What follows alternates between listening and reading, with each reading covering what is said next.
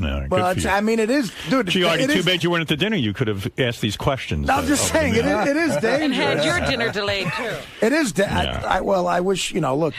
Anyway, we had a great time. I would love to have failed a piss test for an $800 bottle of wine. Horrible. Nah, come on. So I would never even bring it up unless we were on the air. Don't invite me anymore. I feel awful. I knew you would, but I had to do it because it was too good to bring up on the air. That's how much you care about me. Yeah, the show comes first. Roberto, you're on the air. Can I contribute a little, at least? It's a given that Benjy's a classless fat slob with pig eyes, but Howard, come on, bro. All we need to know is that I don't care what you've earned over the course of your life. Just the $83 million that you earned as a bonus. You just pick up the check and shut up about what Robin ordered or didn't order. I mean, we're doing a radio show, sir. Now, I think when would you enjoy an $800 bottle of wine with your friends? Roberto, this is a radio show. So I bring things up. Read between that's not. You know what? That's not true because you drew. But I'm bringing up etiquette. I'm teaching Robin too. She needs to learn. I know etiquette. You don't think part of etiquette is just keeping quiet? Roberto, if you went to dinner, he knows my etiquette, not his. Robin, the truth be told, I would never be mad at Robin for that because she's so generous with me. The idea that I got to pay her back a little bit would be great. So believe me, I'm not upset about it. Can I ask Robin a question? Yes. I got your back 100% on this, Robin, but I'm curious. You embrace this sort of vegan lifestyle, and you spend so much of your time detoxing, living a pure life.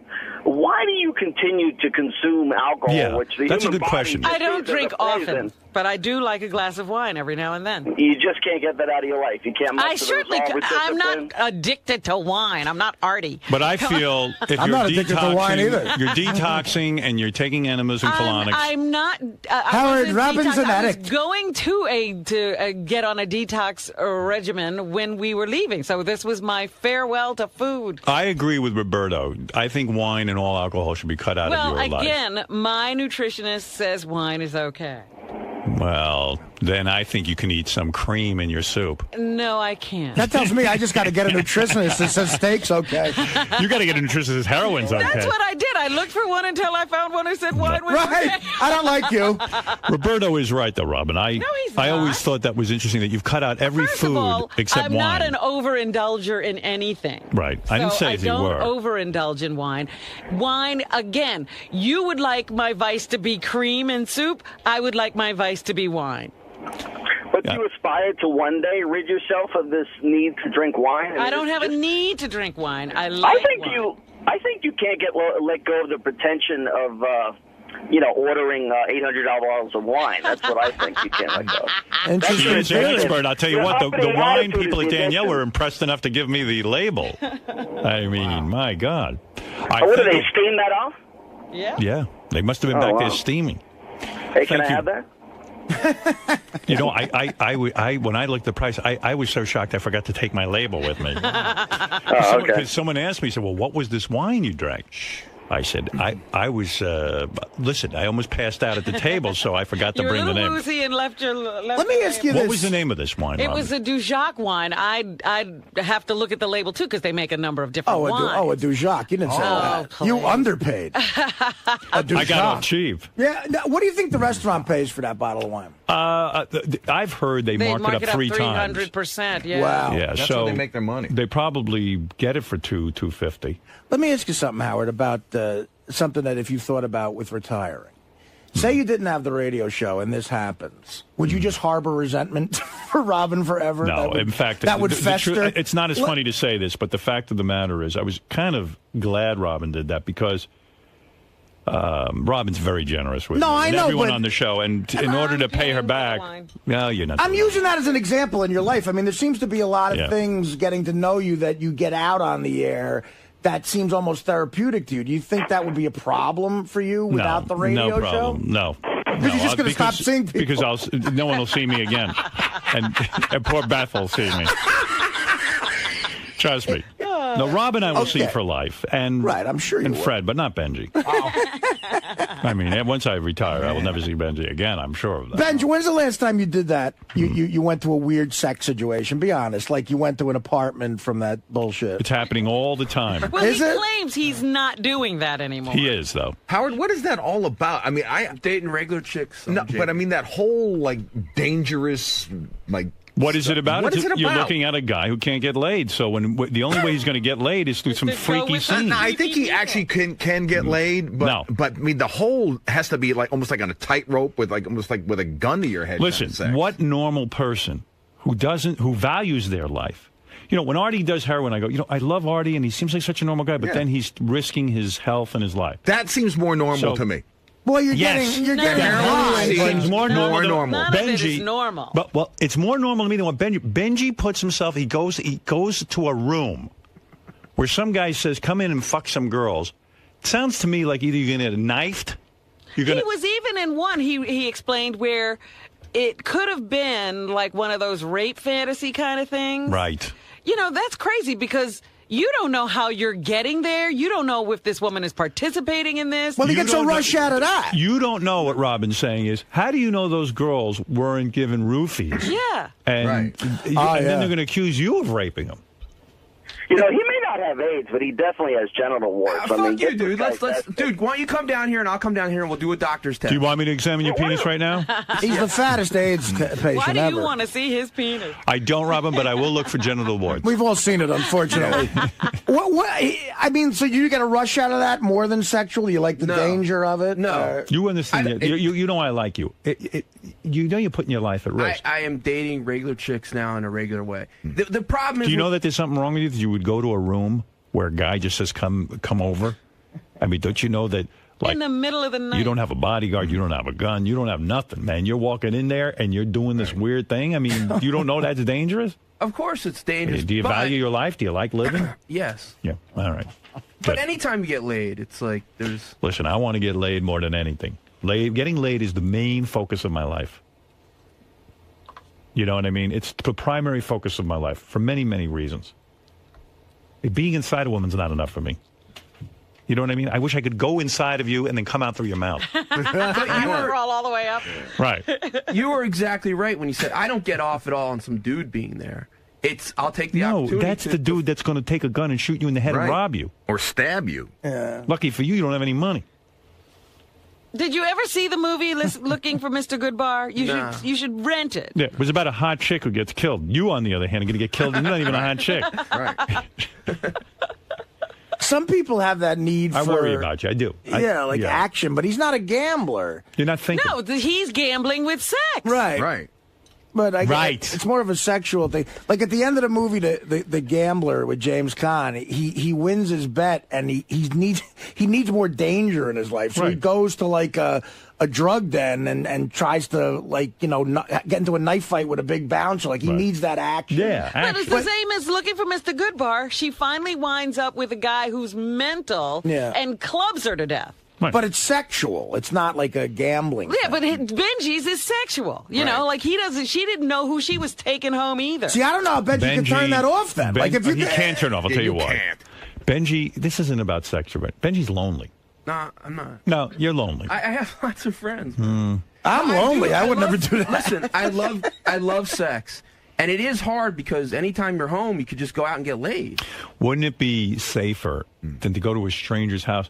At least go to a well-known high-end prostitute where at least you could... I know it sounds crazy, but then it doesn't feel like I don't get off on that. See, that's the danger. I don't feel like I'm earning it. Oh, okay. Benjy said something to me once. I don't think he's going to care about this, but we were in... I mean, it was something that it kind of creeped me out, but it didn't. And it goes along the lines of this. Maybe you remember this. The last time we took the show to Vegas, we landed on the private jet, and it happened to be the day of rehab at the Hard Rock with all those strippers. And they got us an area, and it was me, and I was talking to this smoking hot blonde was talking to me. And she knew the show, and she was clearly, like, hitting on me, you know. Right. And I was sort of like, drinking with her and everything. Benjy said to me, he goes, isn't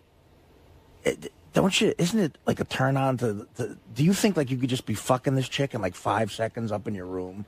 And I'm like, I don't know, maybe if I, later on or something. He goes, but isn't that fucking amazing that you could just fuck her right now? And I'm like, he was getting too into the question. Yeah. And I was like, I don't God know. knows what was going on in his head. Yeah, I was starting to think, like, what do you want to do? Well, anyway, that was our dinner. Do you Thursday remember night. that? That's the creepy moment. No, but because it was like you were. I don't know All right, if I'm you wanted done with me. Benjy. I'm done with Benjy. Well, I wanted to say, what a lovely evening. It but was. It no longer is in my mind. You know, Robin, you know when things went downhill? I saw after Robin ordered the wine, the wait staff was high-fiving each other. Wow. They were doing the sucker dance. They did the sucker dance in the background. All right. But I thought I'd had a good time. I now realize I didn't. You did not have a good time. I did not have I will always remember that night. That's the most expensive booze You ever had. I've Yeah, ever me consumed. too. Well, I never had the most. Me too. The most expensive wine I ever had was maybe half that price. Howard, This do you? was a I never first even for me. had anything half that much. Do you think? Because I'm going to ask Robin this too. Well, but- again, if they're marking things up Maybe three it was. times, you're drinking the wine I brought you. Was really is a more $250. Well, you're not- $250. No, You're not getting that I'm wine at saying Costco. it was retail wine. Right. The wine I bought you for a present, each bottle is more expensive than the wine you drank. By the way, did you hear Gary going off on you on the wrap-up show? Oh, my God. Did What you is hear that? all about? Did you What hear it? Now what? Oh, my God. Hey, Howard, real quick before we end this, do I'm you? now giving up wine because it causes You too should. much trouble. You with wine. You got to hear Gary from the wrap-up. But Dominic, what did you want to say real quick? How do you know that Benjy's really doing all this? Because I don't. think about this for one moment. I believe him. No, Well, everyone at that table, he was shocking some women that would never ever think of this type of behavior, would find it disgusting, and for a moment he makes himself the most important person at the table. Mary, certainly, Robin, Right. Beth, all these women are hearing these horrible stories, and while he's telling them, everyone's looking and riveted to him. I doubt he does any of this, and I'm serious. Well, you make a point. It did make him the star of the night. Let's verify. But it was fun. I allow you, if you want to put it on the air and get those people, you can do it. I would love you to verify. For one of the, You really think those people are going to come on the air? it can be verified. Oh God, who are they? One of the famous woman, I feel weird about. Wait, there's a famous woman? Yeah, Well, I know that one, what? and I don't want to go anywhere Yeah. with that. I feel Oh, weird I know because that it's not her. You know. Yeah. I know it's the a different one. I know the famous woman. But supersonic, she used to describe the sex and not describe it the way you did, Benjy. So I don't What do you mean? know. What'd she describe? Well, the events that you think you did. You know, in your story, you're the stud. No, but what did Supersonic say? Well, you were not the super stud for her. When- you know, wait, everyone wait, at wait, the when table. did you hear her say that? First of all, how could that be the main Dominic, topic? stop a second. When Yeah. did you hear her say that? Well, she's discussed it on the air once. And what did she say?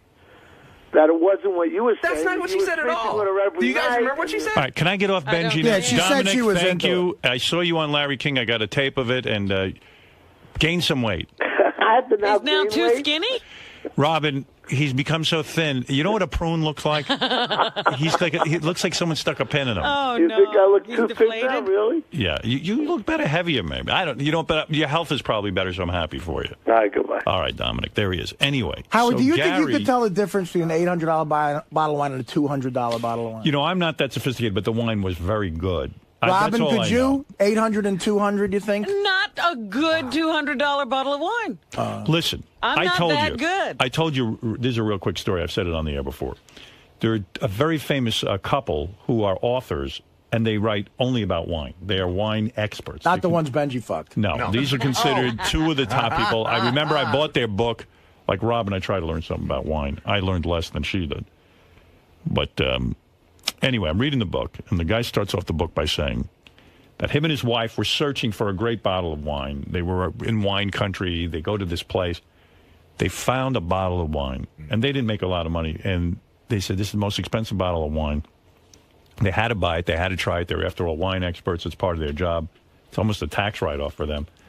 And they bought the bottle of wine. They said, we'll save it for a special occasion. Well, they waited like a year. Special occasion shows up. They drink it. They said it was the best bottle of wine they had ever experienced in their life. Wow. What they didn't realize was they opened the wrong bottle.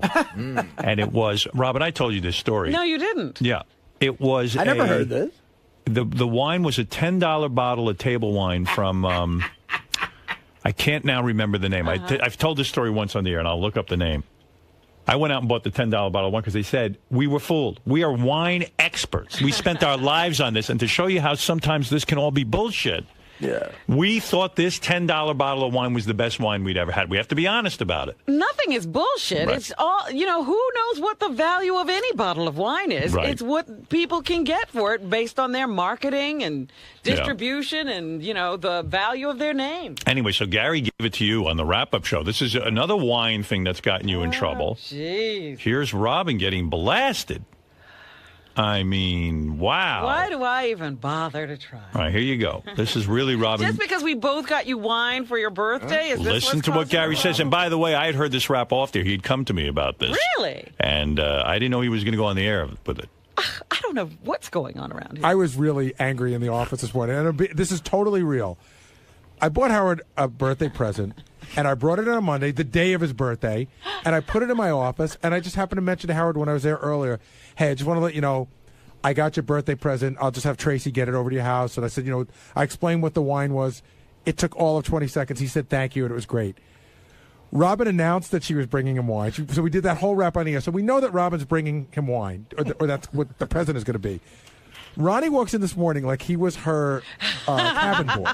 Like Robin walked in a full-length leather coat with mink or some chinchilla or something around the edges, and Ronnie was carrying these two big boxes. Robin puts them down on Howard's console right before the show. So there they are. So now Howard knows he's got the wine.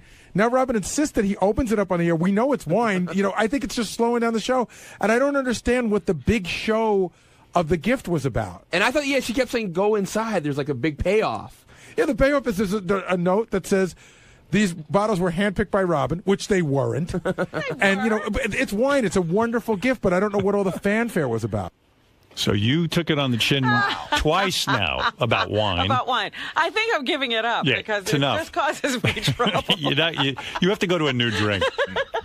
No more wine for you. So there you go. You want to answer Gary for any reason why? No, if he feels that way, I'm sorry. Good for you taking the high road. Wanted you to open the wine and read the note. That's all. Well, he took great offense. Wolf, I don't understand. It slowed the whole show down. I could have said, Howard, I want you to open my wine. Right. And the big payoff was, this is the wine that you said you loved that you couldn't find, and I somehow found it for you. And I could have, but I don't know why we would do that on the air. In other words, you're saying you can't understand why Robin had me open it on the air. We knew it was wine. Wait, we knew it was wine, and we knew she handpicked it. Okay. Well, no, you were claiming that it didn't handpick. Well, you probably had some help, but okay, but fine. Say I'm off on that. That's a minor detail. Why did Howard have to open wine on the air that we knew was wine? I just wanted you to know it wasn't a last-minute gift. I had done that a while ago. Ah, right. Right what? I don't know. I had enough with wine. You guys just love to argue about nothing. I don't want to hear about Benjy anymore. I want to hear about wine. I'm done with wine. I love wine, but thank you, everyone. I had a great night with all. Don't thank me. Except for Robin. God, I hate you now. Robin. Oh, God, yes. How are you doing about this whole wine thing? This is not a good day for me. I don't want to talk about it. Benj, so how did the dinner go the other night with Howard and everyone? I thought it was fun. I thought I had a good time. I thought everyone had a great time, but apparently it wasn't as great as I thought it was. What was it with eating so slowly? I use food as a drug, so if I'm out at a social occasion and I'm eating, I enjoy the social occasion. It's when I'm alone or in a confined situation that I'm pigging out. So I'm not the pig I am on air or at home that I am out in a social restaurant. How was the wine? Did you even try it? I had a sip and it was great. The wine's not your thing? No, it was. This is too convoluted of a thing to really get into. I mean, it was. They poured me wine. I was gonna have it towards the end, but someone said, "Oh, you're not drinking. Let me just have the glass." So I let them have it. So you had a good time at dinner? Yes, I thought so. I thought it was great. Do you feel bad about all this? The way Howard took it? Well, I guess it would have been kind of neat experience if he came on and said, "The best guest in the world is Benjy. I've never had such a great dinner in my life." But that didn't happen. It's not that big of a deal, man. How are you today? Well, it's early. I didn't go to bed because you can't really get up at 5 and come here. Right. So I just stayed up. Stayed up? I can handle it. Makes it a late night show. Well, it is a good So are you looking forward to speaking with Howard today? Yes, Howard is my mentor, my advisor, my guru. Since Richard Pryor died, he's my guy in show business. Listens to me, cares about me, doesn't ignore me like other people. So he's the one and only for you. Yeah, this is an important day. This is going to set a new course in my life, bring new context to me of people that are going to hear about my ideas, and it'll be a catalyst. Cool. So it's a critical day. A great platform for you. Yeah. All right. Well, good luck with everything. Thank you for the luck. Let me tell you who stopped by. Gallagher. I just saw Gallagher. The comedian. He kills me. He's always got something going on. I thought he retired. No, he ain't retired. There he is. He's got a business suit. He's far from retired. He's an executive now.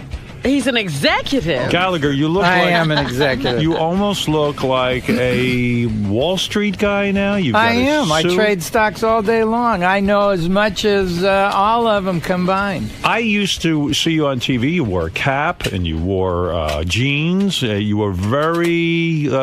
Cappy Genie, kind of... Cappy Genie. And nobody would have thought you were an investor looking at that up. Yeah, you've really classed yourself up.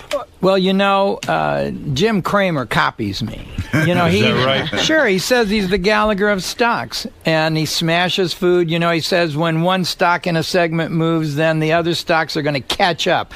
So he whacked a bottle of ketchup with a bat. Well, let me tell you, everyone rips you off. That's right. Does Carrot Top rip you off in a sense? I mean, with the props, and then I think he even smashes a watermelon. We had the same manager. You're kidding. Did He you ever used to came to my show when I was down in Fort Lauderdale. I knew him when he was a teenager. I didn't know he wanted to be me. I just knew he wanted to be a comedian. Did it make you angry? Did you ever say to your manager, "Look, the guy steals my act. What is this? Why are you?" No, he was going at a different audience. He was going for dumb people, teens. Silly, like the Conan O'Brien type of rattling laughter.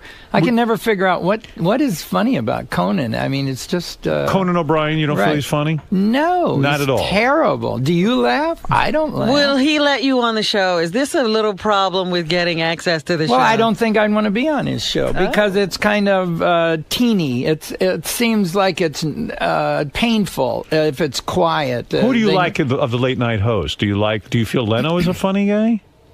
I don't think he knows how to do a monologue like Johnny. You don't walk out and say, well, what was in the paper? You wouldn't walk up to a person and say that, and an audience is just a person. So Johnny'd come out and he'd say, you sound like you're in a good mood tonight. What about this weather? It was sure hot today.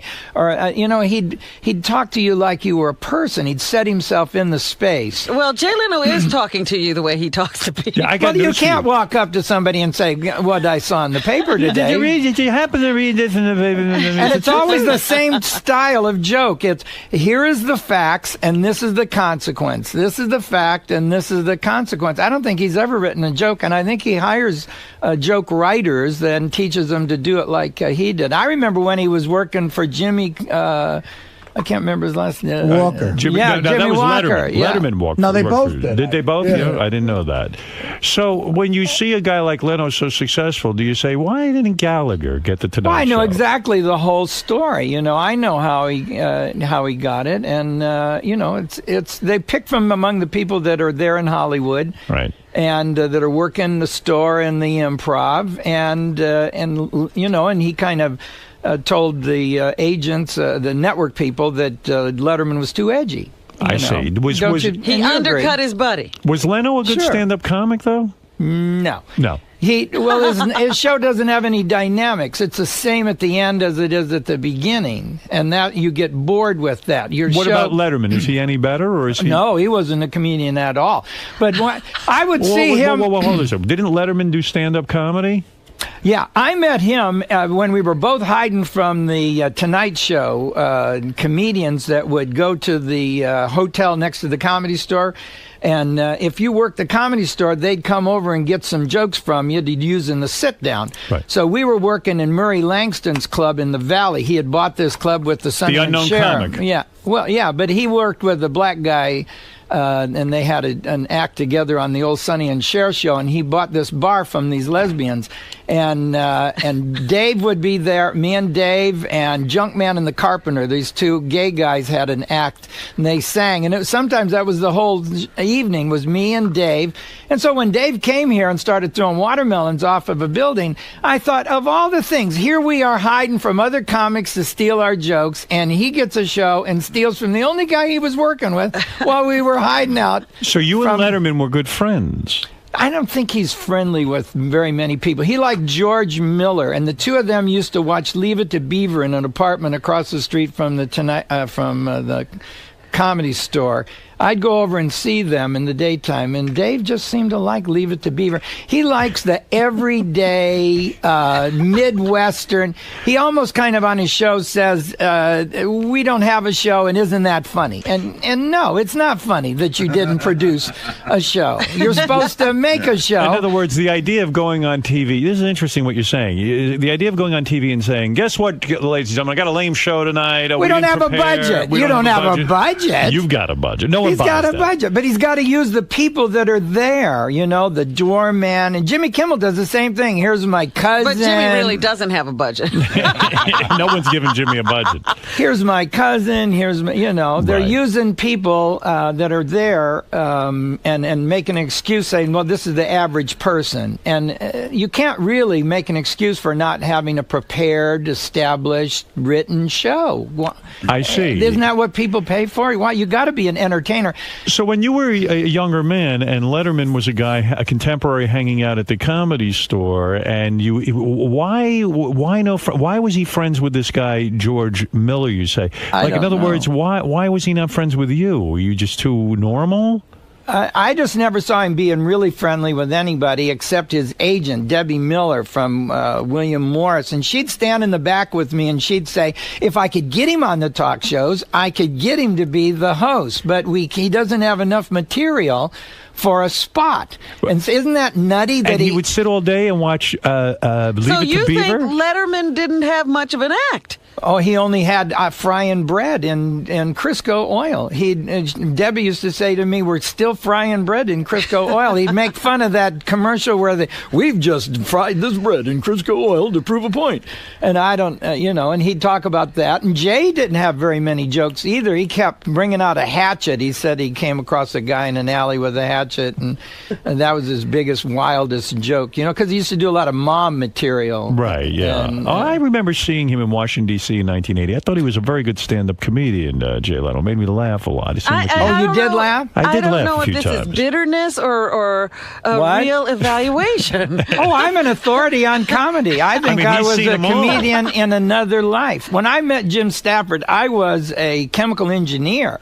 And I, for some reason, knew what he wasn't doing as a comedian and what I could add to his act. And I worked for him for 5 years. We got a summer show. So we had million-selling records. We had the first song about homosexuals that was on radio, My Girl Bill. The first song about drugs, Wildwood Weed. We had a 2 million seller, which was a big deal back then. Let me ask you something, Gallagher. Leno sucks, Letterman sucks, Kimmel sucks. No, I don't know. Jimmy's pretty funny. No, Jimmy you like. Okay, yeah, good. I all think, right. Well, you said you laughed at Jay. I like Kevin, who is the delivery guy. Kevin James? Yeah. I'm 61. I can't. Who's the worst stand-up of all time? Richard Pryor? No, he was. Oh, you liked him. All right. I think maybe you didn't like him. I just thought maybe you didn't like him. I don't know. Plus he was a friendly guy. Right, he'd invite you over to his house, and then he'd shoot you. Did you ever do any coke with the guy, or yeah, you did? You always would. If you go over to his house, he'd hold a court in his office and. Make sure you got some chicken, and there was always people. I've seen him pass out checks a lot. Right. Wow. And he'd kind of hide it a little bit and then show them the amount real slow just to watch him be impressed. He was a very nice guy. He was friendly. And you would do coke with him? Well, he'd offer you coke when you went to his house on Sunday. Did he have the best coke? It was Sunday. Yeah. Of course. He was a very wealthy man. Yeah. And who was going to give him bad coke? Right. Right. And he was funny. He was funny and a decent guy. A lot of guys, they just, they pretend like, see, I talk to all the stagehands, and so they tell me who you're not allowed to talk to. And What comedian aren't you allowed to talk to? Jerry Seinfeld. Is Jerry Seinfeld a good comedian? No, he's terrible. He was the 4th best comedian on his own show. What if you had a show and you didn't even get the bronze medal? I mean, that one guy, he wasn't really a good stand-up. He was a funny. I could have had Kramer. Kramer. I could have had the Kramer part. I can come through a door with a lot of energy, and he was in that club, and he wasn't an experienced comedian, I think, and so he didn't understand that club. Is a black club is the one that he went to. Mm-hmm. Jamie Masada's club there, the Laugh Factory, is blacks. And he got insecure and started using bad language. And, Kramer, yeah. Yeah, right. and then, he wasn't skilled. But to say Seinfeld is not a good comedian, I've heard very few people say that. I mean, they say he's so proficient at getting up in front of these crowds and talking. And telling his funny little observations. He's not working where I'm working. I just got back from Sandpoint, Idaho. Go ahead. And you don't go standing up in front of 50 people, or 500, I mean. That was how much it was the first sellout they've ever had in Sandpoint, and that's what I do. These guys can't do it. They can't. No, they can't sell out these Sandpoint They can't clubs. do a show to average people that you have to entertain moment after moment to their face. Do you still smash the watermelon, or you? No, I didn't do it in Boise or Sandpoint, but I will be at the Blender Theater and you will smash the watermelon. And Lakewood in New Jersey. And then in the woods, there's a town named after that Indian, Jim Thorpe. Yes. Jim Thorpe I'm going to. What about a guy like Jim Carrey? I heard he was a tremendous stand-up. Is he? No, you didn't hear that. He's terrible. He was painful to watch because the things that you could do for a movie don't work on stage. We would stand in the back of the Comedy Store and just pain. It's just painful to see him do his little acts and his faces and his body movements. Well, how about when he talks with his ass? He moves the cheeks back. Well, would you do a movie based on a guy that's going to get in a tree and turn around and show his butt? I mean, where's the talent there? I don't understand Hollywood. Why you have to be a comedian to then get a serious role? They did it with Robin Williams. They do. Is Robin Williams a good comedian? No, he's a comic actor. A comic actor, but he's not a good comedian. You have to give him the jokes. Okay, then Billy Crystal. You got to say Billy Crystal's a good comedian. Yes, because he writes. Right. Now, Robin Williams, they give him the jokes? In other words... Well, he'll take them, or you can give them to him. Is he a stealer? Does he steal jokes? Is that true? Well, I've never heard that about him. Heard it. Yeah, it's his only... I mean, that's what goes after his name. Robin Williams, comma, joke thief, comma. You're saying it's on his resume, even. Well, to the other comics, everybody knows. He can take the part of your joke. I had a joke one time that I like to do at the beginning of my career about marijuana. I'd say, give your marijuana be good for old people. It makes the time go slow. Give your grandma a lid of Columbia and a ton of yarn. You get back an Afghan to cover the garage. Well, he saw me do that at the Ice House, and so then he did it on Dave had a talk show out in L.A. Right, Dave Letterman. Yeah. And it didn't work. And I saw him do that joke on Letterman's show there. Did you call up and say, hey, come on, it's not even worth fighting about? When Andrew Dice Clay came to town, he was doing several of my jokes. I walked up to him. Andrew Dice Clay? Is he any good? Well, he reminds me of Spitzer. It was these guys that threw their life away. I'm making a list of the Stanley Cup of like the Bill Clinton Award. Yeah, who's on your list? Well, you got to have Jimmy Swaggart and Jim Baker for throwing their life away, and Isaiah Thomas almost did. Right. And Mike Tyson, of course, had it going for him, and Andrew Dice had the world record for the most people to ever show up at a comedy. And he threw it. How did he throw it away? Well, he wasn't a writer. He just had the little nursery rhymes as Did he steal gimmick. that from you? Did you? No. He had that himself. Right. And the going whoa and the character. He could have built that into something. I don't know why. It all went away. He let it go away. He did. He self-destructed, is what you're saying. All of these, and I would say that it's men that do it, except I do have some chicks from here in New York. Amy that shot the... Amy Fisher. Right, and then the skater girl that had Nancy Kerrigan whacked. And then this astronaut chick who had, I don't know her fell name. in love. Yeah. And this is like a quiz. And showed up. And then Mama Cass and Karen Carpenter also, when you think about it, I mean, just a dumb way to go by eating and not eating is pretty funny. I know Mama Cass should have given Karen Carpenter the sandwich. They both be alive today.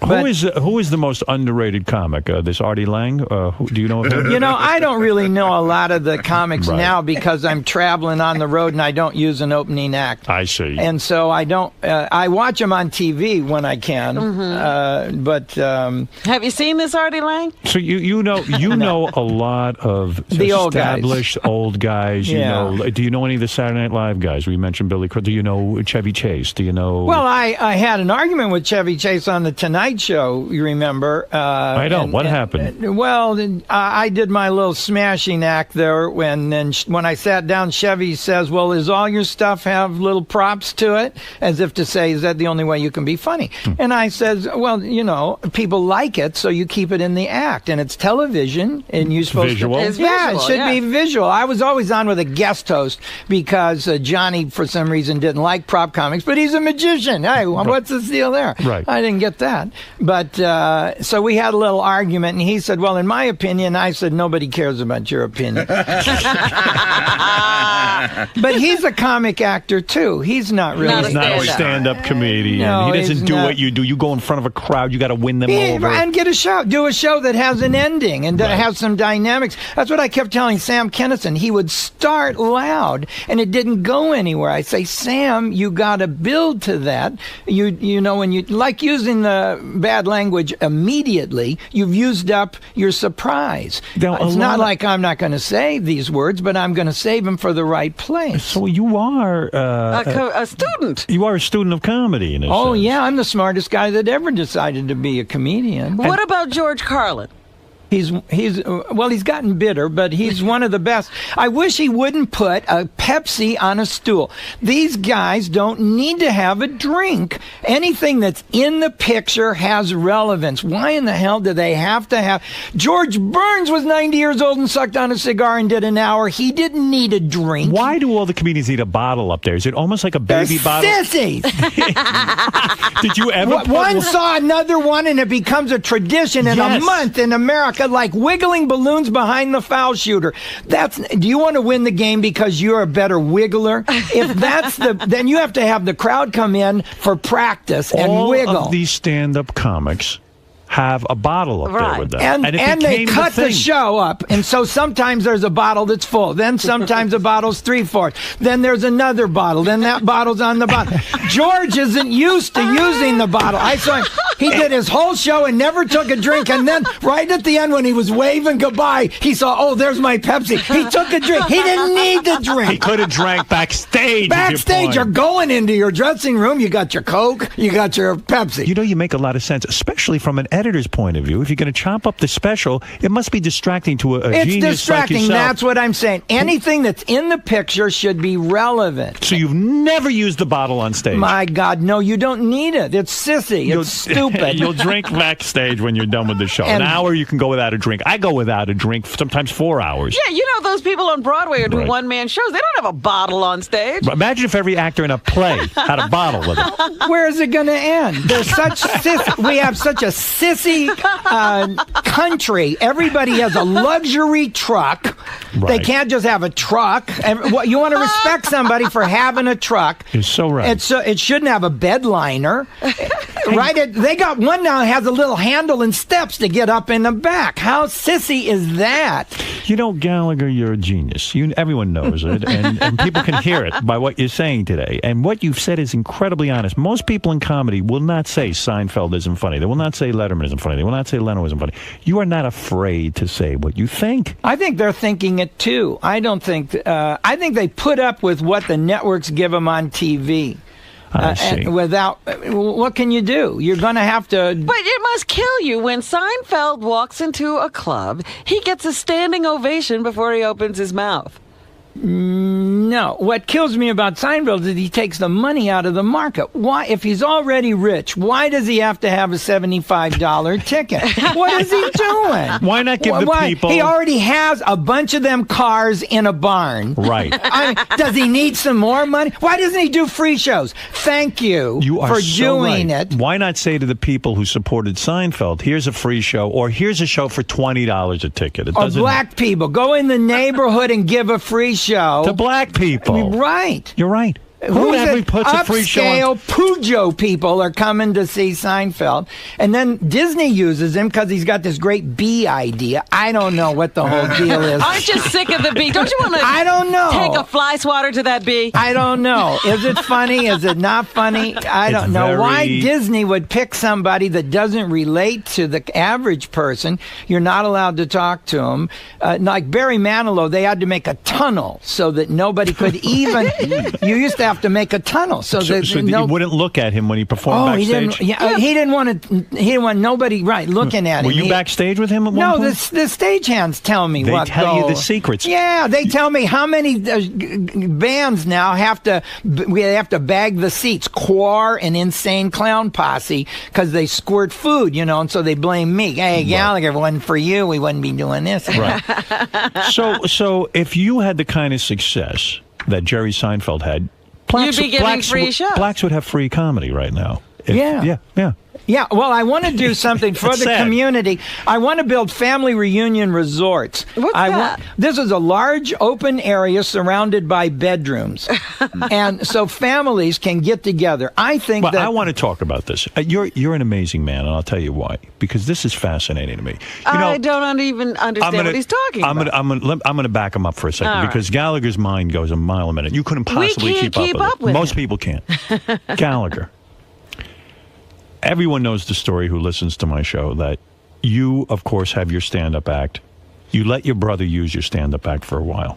It was about Carrot Top. You see, when Gary Proper, my manager, got Carrot Top, I thought they were going to do a smashing act in the small club. So I told my brother to do one and stop them from doing it in the small clubs. And I have so much material, he could just do my old jokes. Right. Long story short, I'm not going to go into the whole story again. You and your brother had a tremendous falling out. Well, he was lying to the general public. He was saying that I had retired or I was the East Coast Gallagher and he was the West Coast or whatever. I just got out of drug rehab. You were out of the business. It was fraud. It was fraud. You got out of drug rehab? No, he would say whatever that they needed to say. Play the music loud before the show so that people wouldn't talk and say, hey, it's not really Gallagher. Yeah, so it got to you after a while. You said, listen, I'm Gallagher. Well, you don't defraud the general public. Right. You say, I'm Gallagher's brother. Well, how could your brother he did it right for 5 years because we used the guy, Tom Sobel, that runs the comedy club in Louisville. But Tom's crew didn't like working with my brother, and so they finally quit. But let me get to the point. Gallagher won a lawsuit against his brother, right? For trademark violation. Is that true? Yeah. Okay. How much did he have to pay? Well, I don't know. I don't know. You don't have to pay nothing. I just enforced my trademark, and he was banned from performing Gallagher's act, is what the decision was, according to my notes. Yeah, I had to take my brother to court to get him to do what I asked him to do. And after the lawsuit, you haven't spoken to anyone in your family. Your brother, you don't speak to. Your father, you missed his funeral. True. True. And because you stopped talking to your dad, was your dad angry with you for suing your brother? I don't know. I think he had Alzheimer's. He didn't really know what was going on. And your mother, you haven't seen in years. Right. Did they all side with your brother? Yeah, because he was the baby. But I babysat the guy, because I was 9 when he was 5, and my mom and dad went to work. So, I was used to taking care of him my whole life anyway. You'd think he'd do what I said. Is your mom still alive? Well, I really don't know. You don't even know. But I have a family. My fans are my family, and that's why I want to have these family reunion resorts. This is what I want to get to. Here is a guy, Gallagher, who doesn't get along with any member of his family. In fact, doesn't know... I know, and wants to do a family reunion resort. That's crazy. And you want to build a place... Thousands of them across the United States. Where families have reunions? Yeah. Isn't that odd? No. I have a family. Just because you're related to somebody doesn't mean they're really a good family. Who is your family? All of my fans. They love me. They bring me their kids. Do you have a wife? No, not now. No wife? Well, I had one about 6 months ago. Do you have kids? 6 months ago. Yeah, I've got 2 kids. I have a girl, 26, who is the catering director of a Four Seasons. And Oprah dropped by the other day, and she might be doing some of her shows from the place in Westlake Village on the way to her place. You mean you're really unaware if your mom is alive or dead? You really have no clue? No clue. So if you had a family reunion, you wouldn't even know who was showing up. I don't want to have it. Well, I could have, it doesn't have to be a family. It could be a Corvette club or a motorcycle gang. Anybody that wants to use. In fact, so you think from a psychology standpoint, again, you probably know more about this than I do, but a psychology standpoint, here you can't have a reunion with your family. And so it must anger you in some way. So you're going to create family reunions. I saw the big fat Greek wedding. And the night before the wedding, the time that the bridesmaids had in the bedroom was so cool. I wondered why there isn't a place in a hotel for bridesmaids with makeup mirrors and places to hang costumes, because a wedding is a production. Absolutely. And we don't care about common people. I want to say this.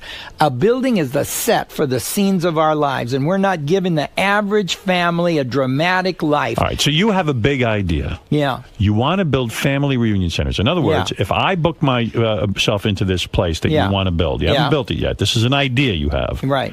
You want to, and you're serious about it. I've talked to the Indians all across the country. Why can't they build them at these casinos? The Puyallups have all the money from the Boeing people, and the chief loves me, sits in the front at the show, and they're afraid to be first. You know the chief? Oh, I know him in all these Indian casinos. I work all of them. They love me because I'm cheap and I draw. You went to Donald Trump. You tried to get a meeting with Jim Cramer, the guy on CNBC. Because he could have the corporations. Why can't Google do this? They know how important it is to have ping pong tables and skateboards. But don't family reunions already happen at resorts? Can't I just go to a resort and have a family reunion? Do you have kids? Yes. Okay, you want to know where they are. Right. So you need a door, and you need an uncle on that door. And then if you do it in a park, you're always watching to see where in the hell the kids are. And then there's bugs, and you're outside, and there's strangers. You need a secure area. Think how much fun it would be to drink at the same place you're going to sleep. 40 doors. Isn't that a cute name? 10 doors on each wall. We had our reunion at 40 doors. Now, I work the Midwest. I know it don't sound good. Do you understand this, Robin? In other words, there's going to be 40 doors, and you're all going to be connected.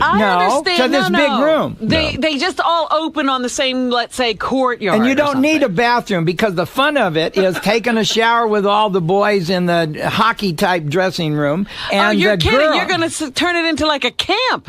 And the girls get a wonderful makeup area where they can hide from the men, put furniture in there, and have a great time bonding. It's about bonding. All right, so you got this idea. What happened when you called Donald Trump? I'm sure he jumped at this. You got to do The Apprentice. Well, I also wanted to tell him about my patent on a new architecture for slot machines, because I think that these kids that are playing video games are going to be bored to death with the slot machine graphics. And so I have the patent on a whole new idea. When the watermelons come down to the pay line, they could either break or explode or bounce. Right. And you're a winner when that action matches.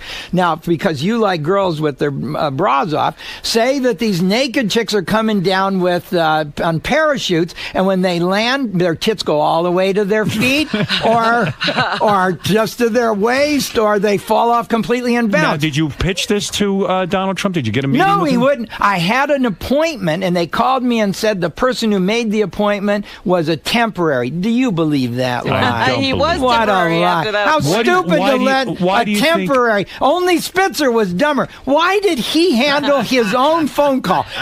He says to himself, I got to either do the work of the state or set up an appointment with a prostitute. Oh, you do the work of the state. I'll handle this. Right. Why get on the phone? Why can't he have a trusted person to get the hooker, and then he goes down to their room? Right. And what's the $4,300? Where did we hear this figure? Well, it's $1,000 an hour. He booked her for 4 hours, which was minimum. And she told everybody he gave her a $300 tip, which isn't 10%. $400 is 10%. That's right. It's under 10%. It feels like car fare. I don't think it's a tip. I think she had to pay. He had to pay for her room and the trip down or something. You're and saying the you needed a 4,000. trusted friend. Like I have Ralph. I could say to Ralph, Why Ralph, not? Line up a That's what hooker for me. everybody in town is saying. I can't be. Clinton, Maybe he had no Clinton friends. is saying, you paid for it? Don't you have an intern program? The hell are you doing? All right, listen to me. Gallagher, your head's ready to explode because you've got too many ideas. It's amazing. Well, I what's have the going on. patent on both of these. If you go to U.S. Patent Office and search Leo Gallagher, I'll go ahead and tell you my name.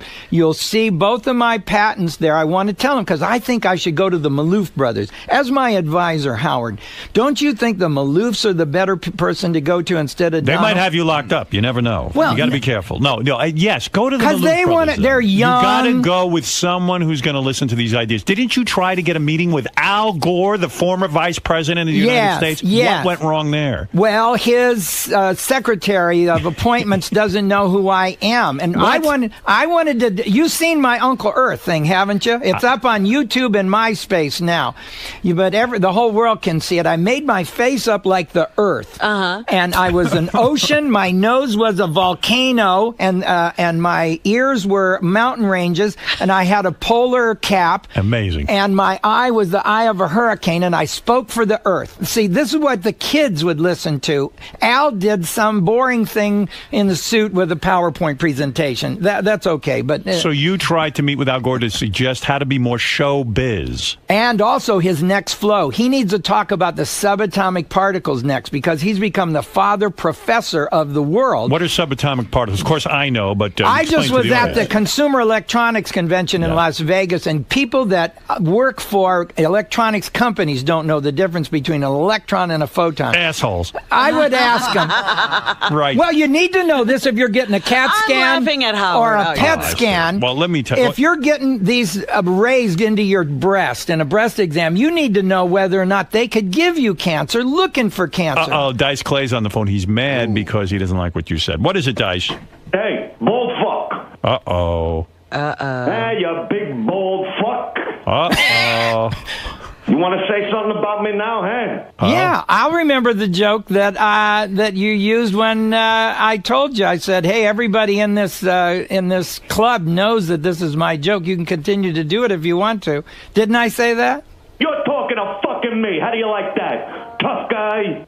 Wow, you really... Is that a guy doing an impression? It's probably a recording. Now, Howard, everybody used to come in here and talk about the kind of money that Gallagher was making on the road. Gallagher's Are you making- an extremely wealthy man? Gallagher, tell the ladies, are you an extremely wealthy man? They want to know. Yeah. You are. You made big change in this business. I promoted all my shows, so I have all the money. Are you worth, I'm going to throw out a number, Yeah. $20 million? No. Less than that? Yeah. Are you worth... I lost a lot of my net worth since November in the market. I thought you knew what you were doing, you said. I did. Yeah. You did before you lost the money? Yeah, I knew exactly what I was doing as it went away. And then you say you got a divorce, too, right? Yeah, I have, my money's divided up among my kids and ex-wives. Yeah, huh? How many ex-wives? I have 2 legal ones, and I just ended a 16-year relationship with a young lady. I've got 2 stents in my heart. I don't know how long I got, you know? No kidding. Well, what are you looking for? We had a guy in here earlier who could help you out. I'm looking to be more than the guy that smashed watermelons. I want to. Did you get the guy's number, this Jason character? No, I gave him my number. You gave him your number. Smart, Well, he can said hook he you wanted to up. have some fun. He Right. could come to my show. We have fun Absolutely. at my show. So you're worth, what, $5-10 million? No. Oh. Good Lord, Gallagher. Well, really you're got wiped asking out. what I'm worth. I get, my wives ended up with a lot, and my kids got, some Boy. of the money. No wonder you're angry. I'm not angry. I can make it again. I'm Any gonna. desire before you die to reconcile with your brother, your mother, if she's alive? Do you have any desire? Do you ever fantasize? You don't want You don't want to see these people. No, You I really want. don't like them. Well, what's the meaning? I have millions of fans every night. That Do your people, fans sleep with you every night? No. Will your my fans, family didn't either. Will your fans be there when you're sick?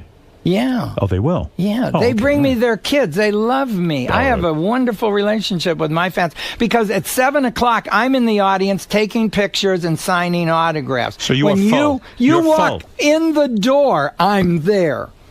What is it, Richard? Please. I was about to plug. Well, Gallagher. I don't know if you've thought about this, but how do we know that this is the real Gallagher and not Gallagher's brother? This is the real Gallagher. Can he prove it? Recognize him. He is the real Gallagher. Right. I have a college degree in chemistry and physics, and my brother didn't go to college. Among other things. Among other things. All If right. you knew anything, you'd know this was I'm Gallagher. convinced. Believe me. Hey, what I want to ask Gallagher, what did you think of when Chappelle's show did Black Gallagher? Oh, Did I you thought see I that? was going to have all these black people at my show finally. They never showed up. No. It's hard to get black fans? None. Zero. None. Gallagher? Black people don't like to see things thrown at them. I've had two black people at my show Well, I in don't my like to see entire 'em career, and they were smash- both from Jamaica. Really? They weren't Yeah. even real American blacks. No, I like Obama. Well, I don't like to see us smashing a watermelon either. Well, listen, Gallagher, you're on fire today. It's I am clear. I on mean, you could do fire. 10 hours here. But, I could. Yeah, he's full of ideas. I did not realize. And if Donald Trump is listening, take a meeting with this man. Maloof Brothers, Why take a didn't you meeting. go out for Celebrity Apprentice? You would have been perfect. Please, he doesn't need that. They don't play fair. They were out on the street, and that guy from Kiss, he had friends come in and spend a lot of money and win the contest. That's not fair. That's not really using your business acumen. You're just winning because you have rich friends. What That's, if your brother starts a Ron Gallagher family reunion resort? So he beats you. Let's say he hears your idea and he takes it and he starts his own family reunion I would resort. go and see that. You would I go would see be that. All right. impressed Okay. with him for. What is your brother doing now? I don't know. He doesn't know. He's not in touch with anybody. But I have a family of He's got fans. It's okay. He told I you that. understand. I Why don't you back understand off, that. Robin? I'm sorry. Man will smash you over the head like you're a watermelon. Well, I got some free. I hate it when guys have sissy rings. So I put farts and motorcycles on my website. They can download and put on their phone, so their phone ringtones? farts. Uh-huh. Yeah, I hate love it that. when they go. What's a sissy ring, for example? Anything. Terrible. Any little song. What kind of amenity? I'm thinking of starting a website, balls to the walls, only guy stuff, no Right. chick shit. I like you, man. I really always do. You don't like these metrosexuals, do you? Yeah, I see you're manly. You don't care. Even It's your why the hairdo world is wild. You screwed don't- up. you Is don't- because nothing is for sure anymore. What's the difference between a hard foul and a flagrant foul? Nobody knows. How much can you dance in the end zone? I tell these kids, pull your pants up. They don't even go over the pooper hole. Up is up all Right. the way. I You agree can't with you. run from the cops with your pants half down. This is up means up. See Gallagher Friday night at the Blended Theater at Gramercy in Manhattan. For tickets, go to Ticketmaster.com. You've made so much sense here. It's sickening. Too much. That's right. Will the governor resign? Yes, he's an idiot for not resigning quicker because they look further into the story. The longer it takes, you're supposed to get out of there. Every day they think of another thing that they Gallagher, who Maria will be- Bartiromo's saying, where'd he get the money? How much is he worth? Who will be the next president? Gallagher, quickly. The old man. John McCain. Yeah. All right. How do you the know other that? two, well, they're going to self-destruct. She's not a woman. He's not a black. Oh, really? No. What do you mean? If he was a black guy, he'd have a white wife. And if she was a woman, she'd have been pissed about what Bill said. Oral sex is not considered sex. There's old men. If they have oral sex, they're counting it as Right. oral sex. You bet. That was the beginning of the lies and the spoon. See, he knows. He's out there with the people. Go listen to this man. He has Yeah. wisdom. He has a lot going on. He knows. Hillary can't be president because after a state dinner, the men talk and the women talk. Well, the state dinner, she's going to have to talk to the guy after dinner. That's going to leave Bill with his wife. You don't want that.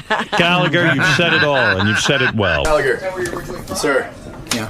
You ripped basically every comedian from Letterman to Jim Carrey in there. They're not really comedians. They're comic actors or hosts. So what do you think really separates your act from theirs? Like what? I'm going to go do a show tonight with dynamics that will have a beginning and a middle and an end and will entertain people to their face in reality. That's hard. They don't want to do it. That's why they kick down and get a talk show or a sitcom, because that's easier than this. This is the hard job. This is really being a comic. So you think you're basically the real deal? You give a thorough comprehensive comedy I went to Idaho before I came here. I'm the only comedian in Idaho, I think. I've done 3 shows in the Upper Peninsula of Michigan. I don't think anybody's been up there. I was in Houghton. They have pasties.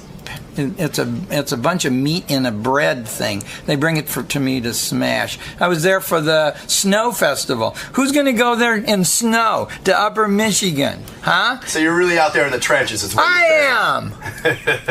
Now, you came here also to sort of bounce some ideas off of your advisor, Howard. Yeah. Were you satisfied with his reaction? Yeah, he gets it. He gets it. Now, did it give you a little bit further direction as he tweaked some of your ideas? Well, I think they're going to call into the show, and that's what's going to make the ideas happen now. We're going to affect the world. I think radio is the best when it helps a community to be together, just like the internet does. It's a billboard, and you have to come up with the party ideas. You have to say, we're pitching a party, would you like to come, leave your name? And then they join in. That's what radio is all about. It brings people together. And this place is truly the pinnacle of that. Can't get any higher than Howard. All right. Well, thanks for stopping by, Gallagher.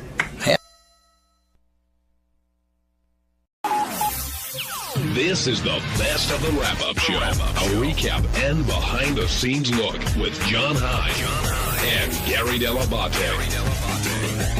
The best of the wrap-up show begins now. Hey, it's Gary Dell'Abate. On Monday's wrap-up show, our good buddy Ronnie came in, talked about how he grabbed it by the balls, a bit he was talking about. He grabbed it by the balls, said that's what he meant to say. Then we asked him what he thought of Anthony Weiner, and you know Ronnie never doesn't have a thought about anybody or anything, so here's what he had to say.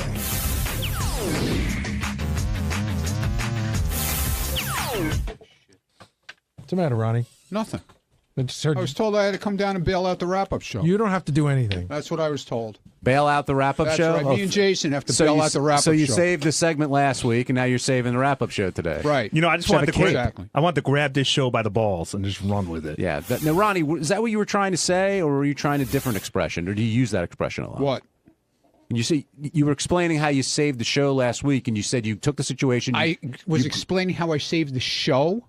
Yeah, that segment with the hottest chick, biggest fan. I just said the girl was upset. I didn't say I was saving the show. So, but you said that you grabbed it by the balls and took care of things. That's what I said? That's your quote. Okay, so that's what I said. Did you mean to say something else? No. You didn't mean to say grab the bull by the horns? No. Okay. I know what I was saying. I'm not stupid.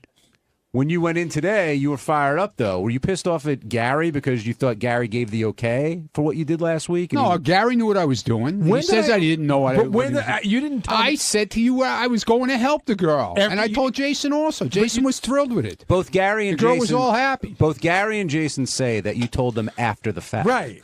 You didn't come in and say, hey, Gary. No, I said to Jason, while it was going on, I'm helping the girl out because of the outfit. Yeah, I mean, you grabbed me in the hall. Right. And by the way, as it was going on. I think it's great. I think you helped, make a good segment. So I'm not coming down on you at all. But the timeline was you stopped me in the hall and said, "Hey, listen, this girl had an extra dress. I told the other one to put it on." So as it was going on. But if you didn't see him in the hallway, he would know after the fact as well. Right. And it was weird because, I tried to be the producer, in the beginning of the segment when she first showed up, she was practically in tears. Right. And she was like, I don't want to go on, blah, blah, blah. So I took her aside and I just said, I think you look great. I think you came all the way out here. You have a chance to win $5,000. I think you're going to kick everyone, give her like a little pep talk. And she seemed to feel better about that. But I do think getting the dress and the shoes really, So which one of you guys saved the segment? Oh, I'm not taking credit for saving the segment at all. Well, it sounds like you had a lot to do with it, too. No, gee, I was just trying to make her feel better. No, but I think that's what I'm saying. You did. I think that had a lot to do with it. Sure. So it was Ronnie and I saved the segment together. No, I think that girl, Amy, who won, she was in a bad spot, and Ronnie and I helped her. But no, Ronnie didn't clear anything with me or you before he started doing all Jason, that it sounds like you saved it emotionally, whereas Ronnie saved it physically. Although you said that she got more confidence when you dressed her up. I think I did a B to B plus job, and Ronnie did an A to A plus job, and I think the combo of the both of us helped. What were you upset about today going in? Because you can't do anything right here. Come on, you really believe that? Honestly, you think that? Yeah. Why would you still be here if you didn't do anything? Why am I right? getting yelled at for something that I made something better? But see, it's a funny thing. You weren't getting yelled at. Yeah, I was getting yelled. He's out of his mind. He was just asking you. No. I heard him before I walked in. I'm out of my mind. Can we give Ronnie some credit for keeping up the Batman mustache? I didn't notice that until right now, but you're trimming it. I mean, that's still Batman. Still Batman.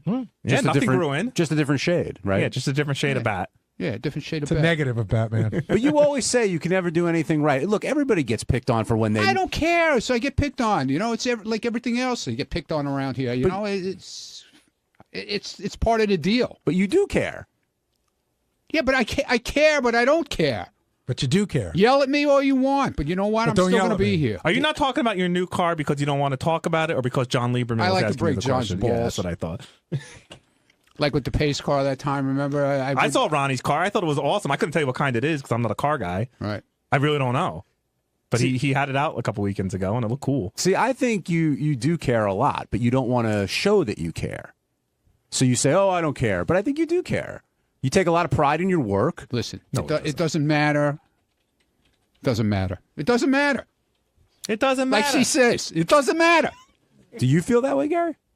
About what? Well, what Ronnie's saying, he's like, no matter what he does, it doesn't matter. He's still going to get, busted on. I think that there's a degree of sort of goofing with Ronnie a little bit, but I think that Ronnie sometimes doesn't feel the good-natured goofing. It's all the same. Good-natured poking and yelling at him, you get the same reaction out of him. Do you feel that way? Like some people are kind of joking and having a good time, while others maybe mean more what they're saying when they're breaking your balls? Pretty much. So who do you think means it more versus just kidding around having a good time? Well, I think Gary means it a lot of times. What do you mean? Means what? Like when you got on the box this morning, I didn't know anything about it. But I didn't. But you did know about it. No, I didn't. I knew about it after the fact. Okay, but you still knew about it. I know, but it's not like I committed murder. And nobody said you did. You got all mad. Gary, this is exactly how it went. Because nobody ever. Whenever anything goes down here, nobody will run in, even if they'll say it outside the door. Okay, if they say it outside the door, they will not go inside and stand up for you ever. Here's what happened this morning. It's very simple. No matter what. Howard asked you about it. You said Gary knew exactly what I was doing, and I said no, I didn't, which is, I think, a fact. But you knew about it. It's after not like you the didn't fact. know about it. No. We all knew about it after the fact. All right, whatever. But that's it. But I wasn't giving you a hard time. I'm saying I didn't know about it. You think Gary's lying? No, I don't. I'm not saying he's lying, but he did know about it. He doesn't have your back at one point. At some point. Gary just didn't have your back. I mean, that's what you're saying. Right. Gary could have easily put the fire out by saying, yeah, Howard, I was on top of it. But that's like sort of good-natured ball busting. But it also makes me look bad when Howard's giving you a hard time about something, and you what you really did is you threw it back on me. So where's my back? You're like, Gary knew, like hot potato. Ronnie, where do you come down on? Could you vote for Anthony Weiner after hearing all about this? Most definitely. Why? Why not? What did he do wrong? Well, it's not about nothing about his political career. He did something wrong, and then he said he's never going to do it again, and then he did it again. Yeah, but he's hanging out with chicks. What's wrong with that? Well, he's married and he's got an infant. Well, he's an idiot for that, but I mean, it's got nothing to do with his. When he was in office, supposedly he was a great guy. He did a lot of good for people. I thought he was a very good politician, but I will say this: people like, there's no way he can get elected. They have videotape of Marion Barry smoking crack, and he became mayor of Washington again. I think crack, got his job back. I think he can get elected. I absolutely do. Well, the thing is, the thing that most people don't understand is that unless somebody gets 40% of the vote, which it doesn't look like anybody's going to get, it's a runoff. All he has to do is come in second. Yep. Now he comes in second against this probably Christine Quinn, right? And she's not that endearing to some people, right? And then it becomes like the lesser two evils. He could totally win. It doesn't make you think twice about him because he said he was reformed and he just got caught doing it again. He could win the Democratic primary, but do you think he could win against a strong Republican candidate? I don't know. No, but I don't think there is a strong Republican candidate. What were you going to say, Ronnie? No, I said, like I said before, I mean, it's got nothing to do with his political stuff that he does, and he's been a good guy as far as that. So elect the goddamn guy. I have a different take. And first of all, all these people telling him to drop out. I mean, run or don't run. Yes. It's a free country. It's people to decide. But it was weird that I would have voted for him regardless of his sexting past. but there is something about this compulsion that scares me. Like it's almost like, you ever watch those Dateline to Catch a Predators? Yeah. And you ever see the guys that show up twice? Yes. Like that's almost like what he's like, and you're like, dude, what the fuck? Yeah, how many of these guys are like that, though? I mean, Probably a lot. I'm sure Wait, all these scandals going on. Let me ask the more important question: which is the goof for your name, Carlos Danger or the Badass? First of all, you can go to howardstern.com/news and vote on our poll and give us your answer. I have an answer. I have an answer to it. It's the Badass. Why? Oh, that's so funny. I guess it's if you see. I think you have to see who each one is representing. And when you see that JD is the badass and you realize he's not a badass, it's funny. Here's why I think it's Carlos Danger. The Badass came up with that in high school. And all right, you got to give someone a little slide for being a 16-year-old But still kid. using it well after high school. Well, look, as someone who still uses my stupid IM from high school, I understand it's hard to shake that stuff. But Carlos Danger, from everything I can tell, is new. Like, that's the name he came up with after he got caught the first time. That's a sexting name. So to be a 30, 40-year-old guy, politician, coming up with the name Carlos Danger to try and trick a 20-year-old girl in Indiana, I just think that is the creepiest name of them all. Ronnie, where do you stand on this? Yeah, but it's not. Is he meeting these girls and fucking them or whatever? No, we're just talking names. We're just talking They're names. having phone sex now. Okay. But she's 22. She's an adult. So what? She still hasn't done anything. No, that's not the issue. He hasn't raped. No one's accusing him of raping. Yeah, no one's accusing him of anything. It's a lack of judgment. Did you hear the teacher? The teacher had a great thing. She said, if I did what you did, I'd be fired. So why am I supposed to vote for you? Like, it's not illegal to invite only female interns to your parties. It's just wrong. Hey, stop it now. Do you ever have an online name or anything like that? If you had one, what would it be? No, I don't know. I don't have any online names. Well, he's a Scores Man or the Gray Ghost. Ricky Man. The Gray Ghost. The Gray Ghost? Yeah, that was my old CB handle. We'll go with that. On Tuesday's wrap-up show, Matthew Berry stopped by to talk about his time in the studio and if he destroyed our fantasy football league. And then the conversation turns to Sydney Leathers. Yes, Anthony Weiner's sexting pal spilled everything, and we couldn't stop talking about it. Take a look.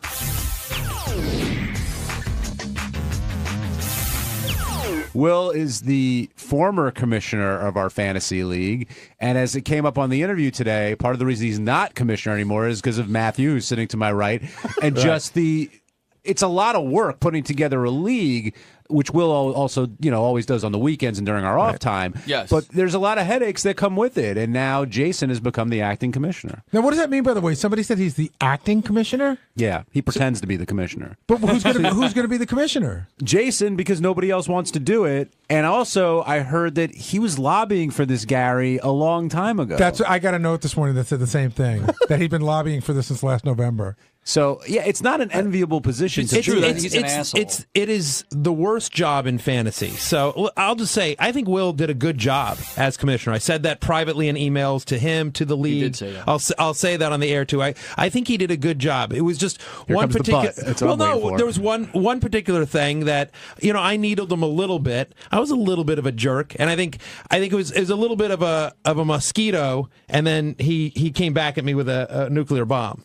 I think the reaction was stronger from Will. What, go fuck yourself, basically? Yes, right. I don't know if that's a nuclear bomb. Well, because I was sending a private note to Will. I sent a private note to Will saying, hey, I don't understand this. And then you sent a league-wide email basically saying, fuck you. It was the third time you brought up the same issue. And again, because you weren't happy with the way that it had gone down for you. I just didn't understand it, right? No, because I didn't understand it. That's the thing. I didn't understand the rule, and I'm just like, so I felt that you were intentionally not understanding. No. I just clearly did not understand, and I'm like, well, I would have done A if I'd known this, but how I understood it, so I did B, and I said, like, am I the only one? And then everyone else in the league were like, oh, no, we don't understand this rule either. So everyone in the league didn't understand it. No, that's not true. It's just Jason didn't understand it because he loves you. JD didn't John Hine understand. gave a perfectly good explanation of what the rule was. Then at the end of his email where he explained it says, I think that's right. Am I right, Will? Like, he wasn't even 100% sure. Well, again, not my problem anymore. It's all Jason. Because I don't want to deal with this. Yeah. I got to say, there was a 3-day period where every morning we came in and Will was just like, you know what? I don't fucking need this. Exactly. I don't want to be irritated over fantasy fucking football. It's not my life like it is other people. It does. It drives me nuts because I'm trying to do a good thing for people. Right. Like, I don't have the free time to go spend doing dealing with other people's bullshit in the league. Deal with it. I don't care. I don't want to. That's a good point. I think one of the things that like sort of got under Will's skin there is like it's taking time away from his kid, away from his wife, right? And I mean, so no, it's family time. You're doing it on family time. So I get that. You know, I do get that, and I said to Will, and I think he did a really good job. As irritated as Will is right now, and I'm not that irritated. We know he's an angry guy. Yes. This pales in comparison to the anger that we all had to suffer from JD, who's all upset about this possible punishment for a league. We have to have a punishment for the last place loser. No, we don't. No.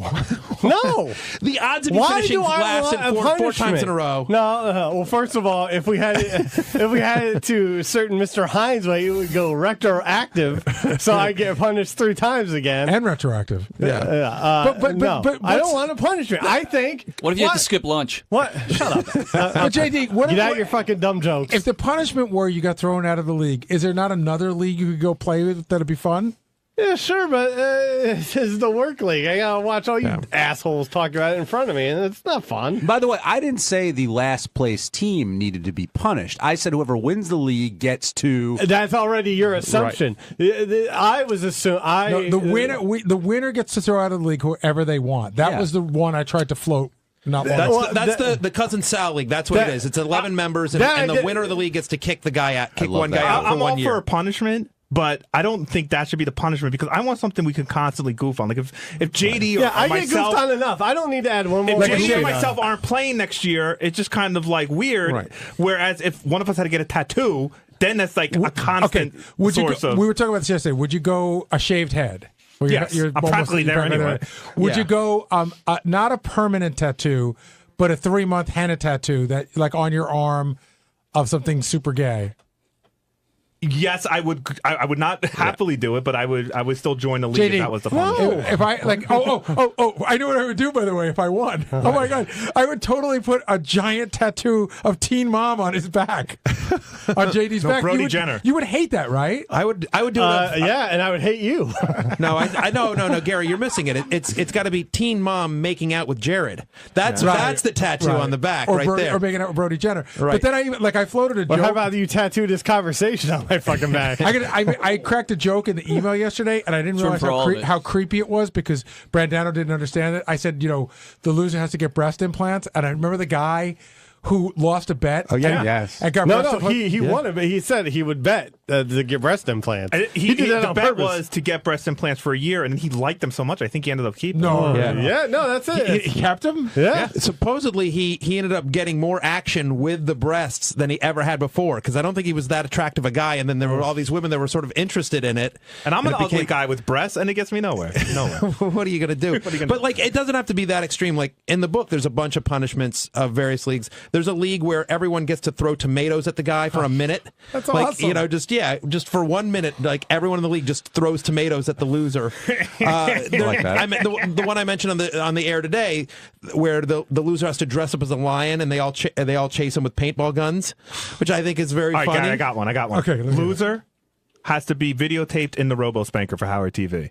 So you gotta ass out in the Robo Spanker, minute and a half. No, not good enough for Howard TV. It's just like it's not fun enough. And Howard views all this as what, a complete waste of time, juvenile, stupid, waste of time, waste of his time for what we could be doing for him. Yeah, Matthew, you tried to get him to sign on, and he wanted no part of it. He wanted no part of it. I think he did somewhat understand the concept. I think before he didn't get it at all. And I think after the segment, he now, at least with like the Fantasy Bachelor talk, that was the scary part. Stuff, that's when he got it. When you said Fantasy Bachelor, I get it. That I understand. Sure. Right. So I think he understood, and I think he gets the sort of male bonding of it and the camaraderie of it. But he definitely had a raised eyebrow. If he was, but if at 10 you're like a hardcore fantasy fanatic and a 0 you hate it, and Howard was a 0 this morning, maybe he's at a 2 now. Or a 1. We've moved the needle a little bit for him. 0.5. Can we get some work out of the way? By the way, all the stuff I put out there. So 10 teams or 12 teams for our league. I got 4 no votes on the expanding the league so far. I'm another one. No, you were one of the 4 original. 10 is fine. 10 is fine. All right, so 10. Okay. Do we want to go to points per percent PPR league? Anyone? No, I can't. Listen, I'm the fantasy guy, and even I'm like, as a Howard Stern fan, I'm like, they don't care about this. Yeah, I know, but I'm just trying to get this off. But the wrap-up show audience does. This is what happens when Jason takes control. No on the PPR league. Yeah, now you got your commissioner. You got your dream over there, Barry. Trying to get this all Acting commissioner. You should take line 7 because apparently not everybody is into fantasy football. Joe, welcome to the wrap-up show. Hey, thanks for taking my call, guys. Who's doing the crying there about being commissioner? Is that Jason? No, Will. Will was. Will was whining about it. Listen, if you guys I've been doing commissioner for over 15 years. I run a website for fantasy sports. By the way, Matt, all the accolades you get is well worth it. I've known you since you were the talented Mr. Roto. But if you got good rules, being a commissioner is not a big deal. The league will run itself. So. Yeah, we tweaked the rules a little bit, no doubt about it. But I thought they were for the better. I think most people liked actually the way the rules were. But, No, after the whole dust-up that we were talking about, the rules got changed a little bit, and I think everyone was happy. Yeah, I mean, you're probably right? So it ultimately ended up working out. And Will and I became closer. Listen, we're Cuse boys. We're Cuse boys. We can never be enemies. Boys. That's very true. That was another thing that Will was getting really irritated about when Jerry O'Connell was in the league. I was trying to explain to Howard today. I would be like, well, what's going on with my pick? It's like, I don't know. Fucking Jerry won't answer me. He's on the West Coast. He's not answering me. And it would slow everything down. Real quick, we go in an order, and it's not automated. So we have to wait for the person before you to pick before you can move on. And Jerry was taking so long, we had to institute a 24-hour policy that if you didn't make a pick in 24 hours, we moved on. And even that was a long wait because he'd take the full 24 hours. It was a lot of waiting. Scott Salem felt he was misrepresented today on the show. That's another thing I was going to talk about. So what do we give? 3 minutes, 4 minutes, 5 minutes per pick? Yeah. If you need the full 5 minutes in the first round, there's something wrong with you, right? One stat I wanted to bring up, but I thought it would just be too sort of nerdy for Howard's audience, but it's hilarious. So last year, Scott Salem had Calvin Johnson, literally the best wide receiver in the NFL, and he led the NFL in targets last year. So he got the best NFL wide receiver, got the most throws to him, and yet he was tackled at the 1 yard line 5 times. Most in the NFL, he was tackled inside the opponent's 5 yard line 8 times. So it's just like, you want to talk about back cloud. He got more targets last year than the year before, and yet he went from 16 touchdowns to 5. Didn't they take away a touchdown from him too? A very controversial call where they said it wasn't a completion of a catch or something like that. That was 2 years ago. That was 2 years ago against the Bears. But yeah, I mean, I wanted to do that stat because I thought it was a perfect Scott the Engineer stat, but I figured that would I think he had glaze Chris over. Johnson too the year like that he kind of shit the bed when that whole thing started. He's totally the black cloud. Do you think that we all have bad players or that we just notice Scots because they're Scots? I think part of it is noticing Scots because they're Scots, but part of it, the thing that drives me crazy is exactly what you brought up. As fun as the draft is, it can get long. And when you're taking the full 5 minutes, 3 minutes every single time, and then you make a shitty pick on top of it, it's like you want to kill yourself. Well, and the other thing is that Jason always elbows me, is Scott comes with this thing of papers, which gets out of order after the first time he looks at them. So you're like, hey, it's time to pick a tight end. And you see, pick a paper. He picks one up, he walks to the board, wrong piece of paper, puts it down, goes back. A lot of right. Sometimes he'll put down the paper. He'll put down the paper. You'll go up to the stickers and you'll forget your player when you're searching through the stickers. Not true. And you have to go back to. And then Scott can't see, so he goes through every pile of stickers. Yeah, the thing that drives me nuts with him is his research starts when he goes on the clock. Right. He's not like prepping when other people are going. Well, Scott explained that. He's too busy working on the show. That's right. To start. That's funny because he looked like he was staring at the wall. The league has voted you most valuable douchebag for that comment. Thank you very much. Throwing the entire league under the bus. Maybe after the 10th round, I slow down a little on my picks. The first. Scott, it's just not true. It's not true. You're slow. Not on the first. All right, half a round. Well, this brings up a good thing, which as long as we have 90 seconds, and I use all of it. Whatever we have. I'm allowed that time. I don't go over the time limit. I'm too busy eating pizza that he brings or White Castle, whatever Jason It's like brings. when you're watching the NFL draft and the team you know they're going to take, and they take all the time just for the sake of taking. Like the worst thing is when the team with the top draft pick uses the full 15 minutes. You had 9 months to fucking think about this. So I do. There's in the book. There's actually a whole thing called That Guy. Like, don't be that guy. And there's a couple of them where Scott is literally that guy. It's one of those things. Well, if you don't like me then, Wait till this year. Bring it on. I'm all for it. But here's what I was going to say is since we have a lot of the league here, one of the issues is draft day. And so last year we did the draft at a conference room here at Sirius. And so I would suggest, because draft day is such a great moment, let's do this somewhere. Let's do this somewhere fun. I don't care where it is, whether it's a bar, whether it's a restaurant, call up Lonnie. I don't know, whatever you guys want to do. Have some, do it. Let's do it somewhere fun. Make a big event of it. And if you want, invite the public because they'll see what we're talking about with Scott. We're talking about all of this. Don't worry. We're talking about all of this. Now that Howard has seen this world and Matthew's opened his eyes, do you think he's changed his attitude at all towards fantasy sports and fantasy football? I think he thinks it's stupid, but he very much enjoyed watching us all fight like Lord of the Flies. Yes. Didn't you think for a second he was just going to say the league has to go away? Yeah, he almost immediately? did. I absolutely thought that could happen today. So, Matthew, you did a good job. JD, you got accused of overthinking things. And overeating. Do you feel that you overthink not just the fantasy draft, but life in general? Are you overthinking too much? Yeah, a little bit. What are you pointing to? ICP walking through the hallways. I was the one that brought that up, and my feeling is that what JD does draft-wise, I think, happens in his own life, which is he just gets in his own way too much. I honestly think a lot of times JD's his own worst enemy. Oh, I agree with that. But you did win the league once, so you should feel that you can do it. You know what, again. John? All right, okay. Are you letting me have my victory now? Because every time I bring it up, you're like, I gave you that victory. What are you talking about?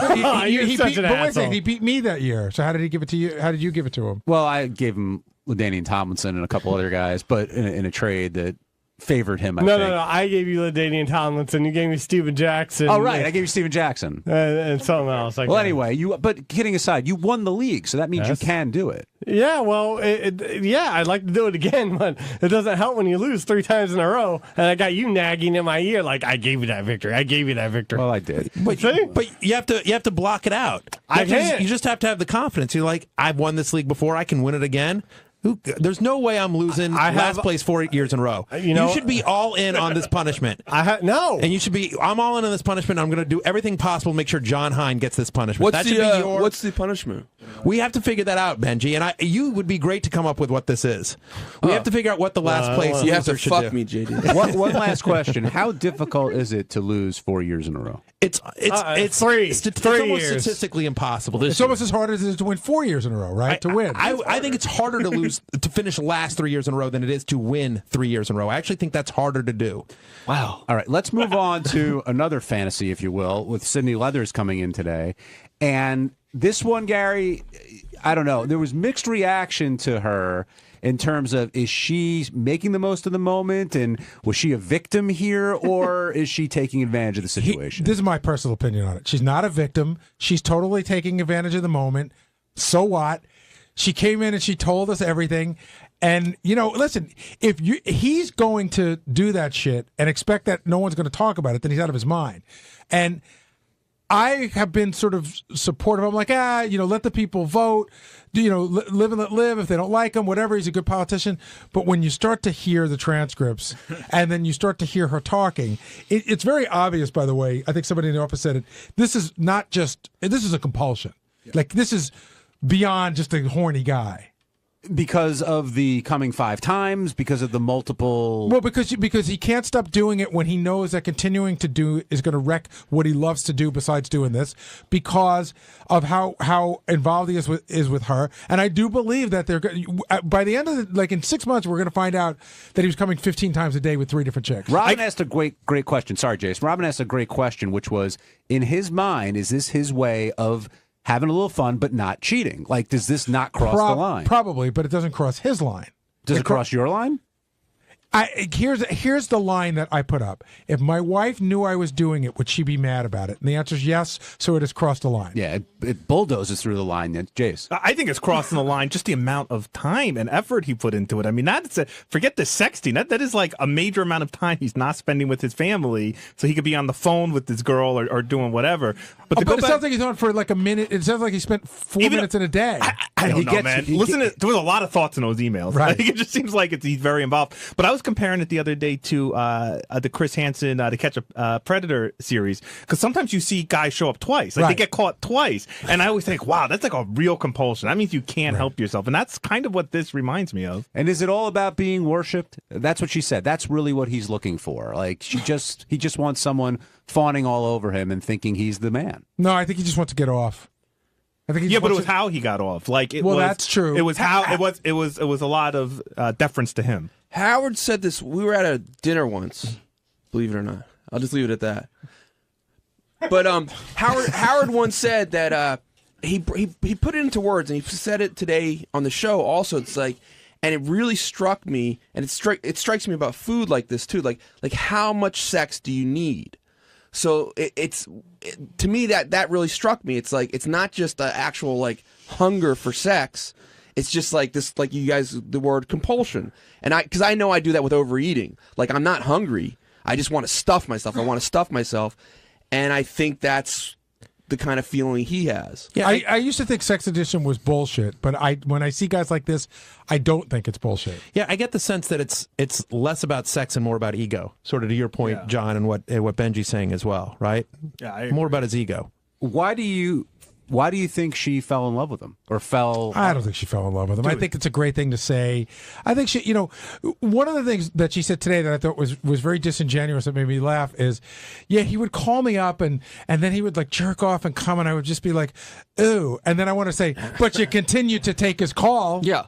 Like, ooh means like, ooh, don't fucking call me anymore. I'm not buying that ew either. But I think you're a 21-year-old girl. You got, a senator or whatever he was, texting you. I do think that as much as I hate to say like she was a child because a 21-year-old is an adult, I do think a young woman in that mindset could certainly get swept up in a older, more powerful man paying attention to her. I think she's got a little bit of what he's got going on as far as the hunger for fame. Gary, talk a little bit about the coverage that was going on outside of our compound. Well, there were a lot of people waiting for her downstairs. There were a lot of news crews and stuff. I didn't realize, Will and I talked about it last week. We weren't even sure what was going to happen. That Gina chick, she brings a lot of people to the show. So she's, she understands the power of the show. When we booked her, I think we booked her on Friday, she already done the TV thing. I just sort of figured she'd be everywhere.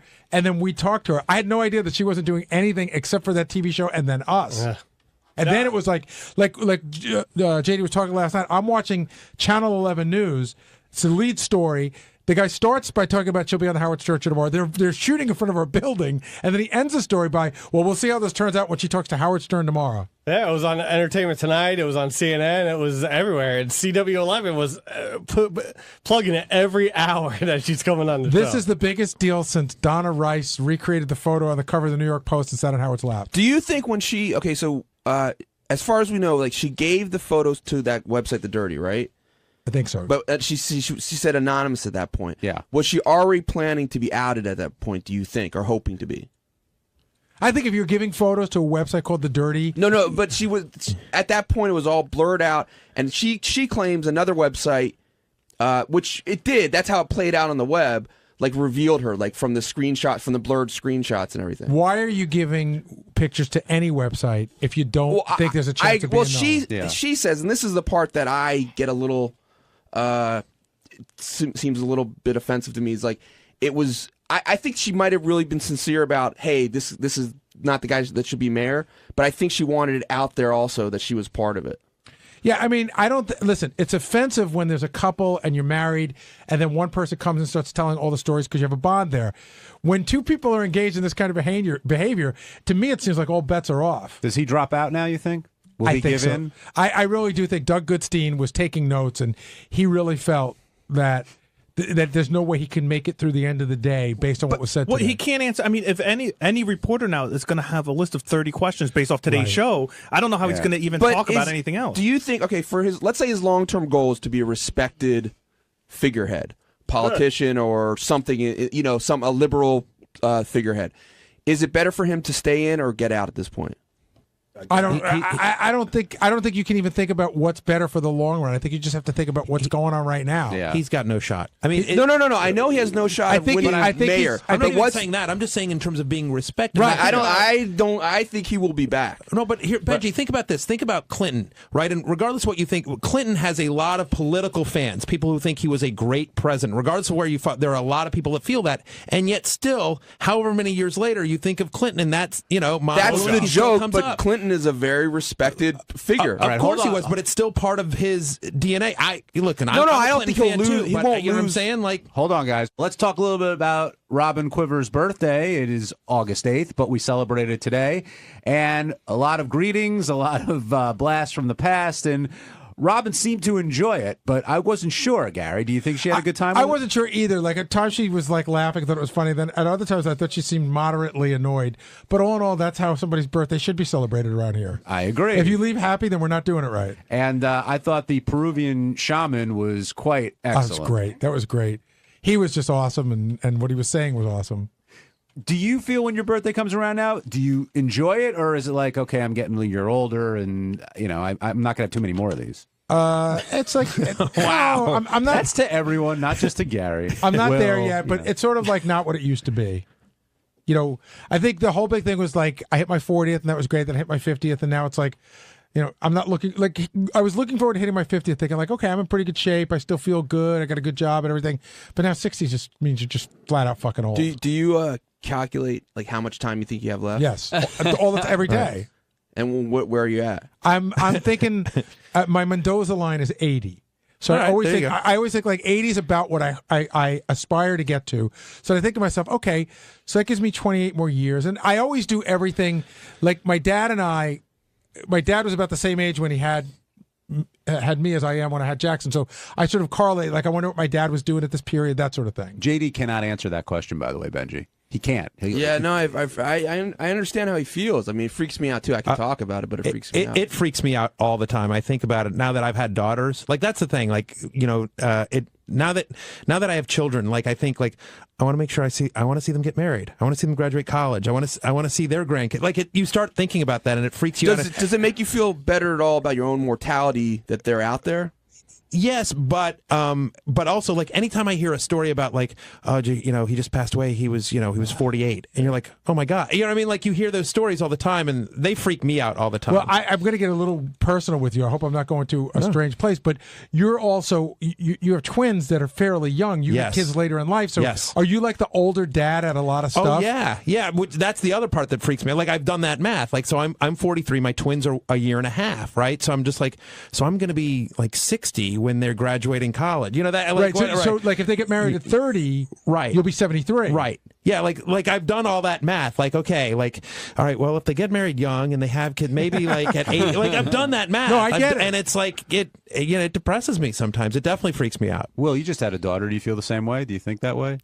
Not really. I mean, given my medical past, I really feel like I'm living on borrowed time. He's already as it is. I really do feel that way. Way over the Mendoza line. Well, yeah, if I have a full life, I'll be really grateful. You legitimately thought at 15, 16. Absolutely. I had actual thoughts of that I'm going to die. So, that really changes your perspective, I think, a lot. That you're just like happy to be here. For those in the audience who don't know, because it does sound weird, Will, when he was younger, had cancer twice, correct? Well, I came out of remission, right? Yep. And so he had, the real thoughts about dying. Yep. And then he became our league commissioner. He wrote the show for. He really did. He wrote the show. Yeah, he wrote to the show. That's right. Richard, motherfucker, I am telling you for the last time, you can't do this to me. Well, do what? Keep walking, and then you'll fall off the fucking pier. Come on, man, right this way. Oh, don't fucking order me around, you little piece of shit. Why? Why should I follow you? Because this is... We're going to put me in a green room with no food. We're going to put you in another green room. After hear Howard say, I guess Richard wants to come in the show after 30 years. I helped him get a show. Yes. If it wasn't for me, he wouldn't have a fucking show. So what's going on, man? Everything. You want to know what's going on? Yeah. I think Curb's going to come back. I have a feeling. I have a couple of projects of my own. I'm touring endlessly, and I can still have intercourse. Richard Lewis is here. He's on his Misery Loves Company tour. Richard was recently saying that he hates getting older. And I understand. I went to the dentist yesterday. Oh, there he is.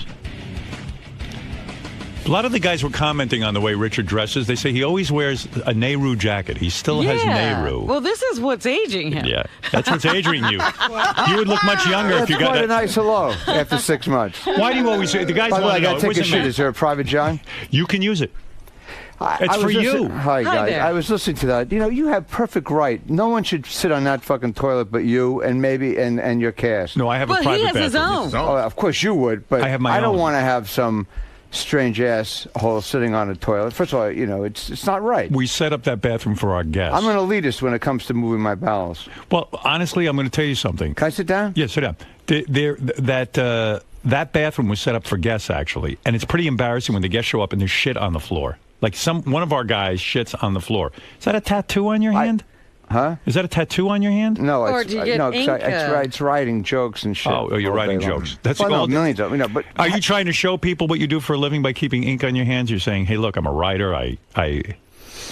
Two things we Yeah, notice I am. about you. You I always am. wear Nehru jacket, like a Nehru kind of look. Yeah. The guys notice It's a this, little not me. homage to Lenny Bruce. He used to wear them a lot, and I like the look anyway. You dress like Lenny Bruce. I'm not a fucking whack job. I like Nehru. Do you You're wear? not a whack job. You're willing to go out All on right, a limb like that. That was a stretch. Do you wear Nehru in honor of Lenny Bruce? Is that what you're here to say? I saw him in a jacket once, and I went to look for a Nehru jacket, and I found about 8 or 9 different types, so I bought them all. See, I thought you were a fan of the Emperor of Japan, not Lenny Bruce. By the way, for the shit, you could take a DNA test and find out whose shit it is on the floor. And the other thing guys noticed about Richard Lewis, these I are love my when you guys. listen to me. I'll say like I committed suicide. You go, you don't like minor birds, do you?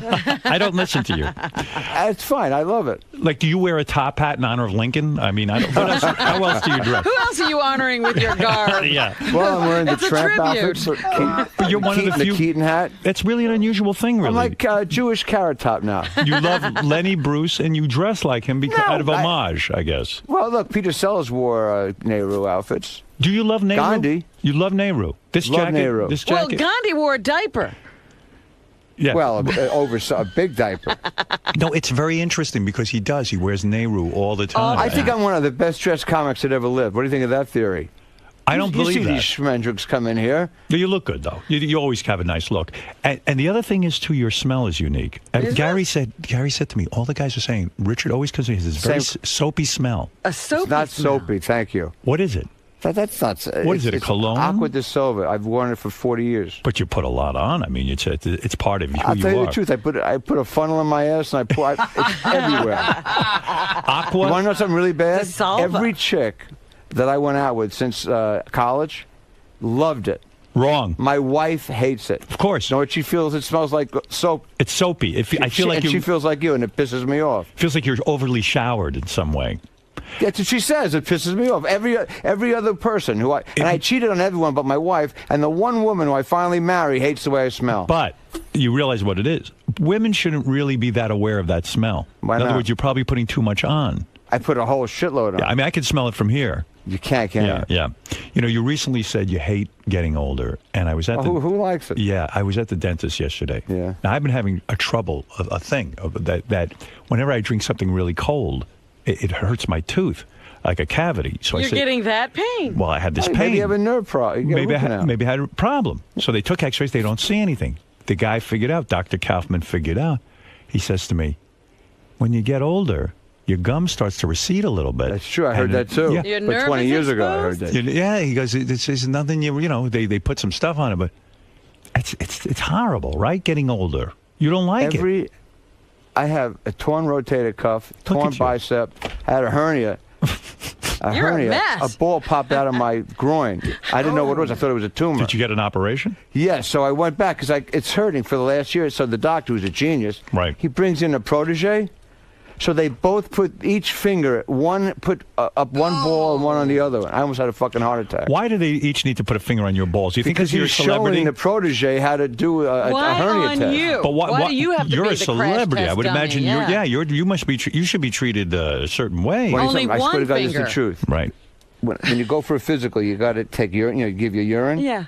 For 30 years, because I'm such a hypochondriac, they give you this little thing where you're supposed to take. I don't know how you do it. You're supposed to put it under your ass while you're taking a dump, and then take a little piece of a fudgicle stick and smear it, and then take another side of the stool and smear it, and then do the same thing for 2 days in a row. It's because you got to catch the shit while it falls out. What are they testing your shit for? I don't know. Cancer, polio. I don't fucking know. Polio. I'm going to die eventually. Do you think you can detect polio for your shit? Maybe. He's got polio of the anus. But your doctor has you shit on a little stick. No, you got to catch the manure like a butterfly net. Yeah. And then you take it comes with a stick. You take, and it says the directions are hilarious. I think they're fucking with you. One piece of duty. It doesn't say duty. Right. One piece of stool from one half of your stool. Right. And then the other half. And then do it the same thing the next day and mail it in. So I went to my doctor. I said, do you think Jack Nicholson and Liz Taylor are shitting on this and doing this with fudgicle sticks? So did they find anything in your stool? stool? The doctor told me? What? You're the only guy in 30 years who's ever sent this shit in. I knew Nobody it. else does. Oh, no one else. They'd rather die than catch their shit in their own hands. Of course. I mean, so I'm never going to do it again. Oh, my God. I'm But so you look sorry in pretty for good you. health. How's your wife? My wife's great. My marriage is good. Yeah, mine too. We got married. Well, this is your second one, but this is you're set. I'm set. This is your second marriage too, right? I would never give this one up. But this is your second marriage. What's Isn't this it? theory? No, I never got married. You never got married before? I never wanted to get married. You cheated though when you would date women. You were supposedly monogamous, but you I would cheat cheated on everyone. You would cheat on them all. Everyone. I'm not proud of it. I was a sex addict. When you read about Sandra Bullock's husband cheating, when you read about Tiger Woods, or David Letterman even, you're not surprised. You had to be surprised with Letterman. He just said he was a sex addict. Wait a second. You were surprised with Letterman, weren't you? I don't know Dave that well, so I don't know his personal. I'm not surprised that anyone fucks around because I think men are. I think men are. I'm not a scientist about this shit, but I think men want to fuck as much as they can. Right. But you consider yourself a sex addict?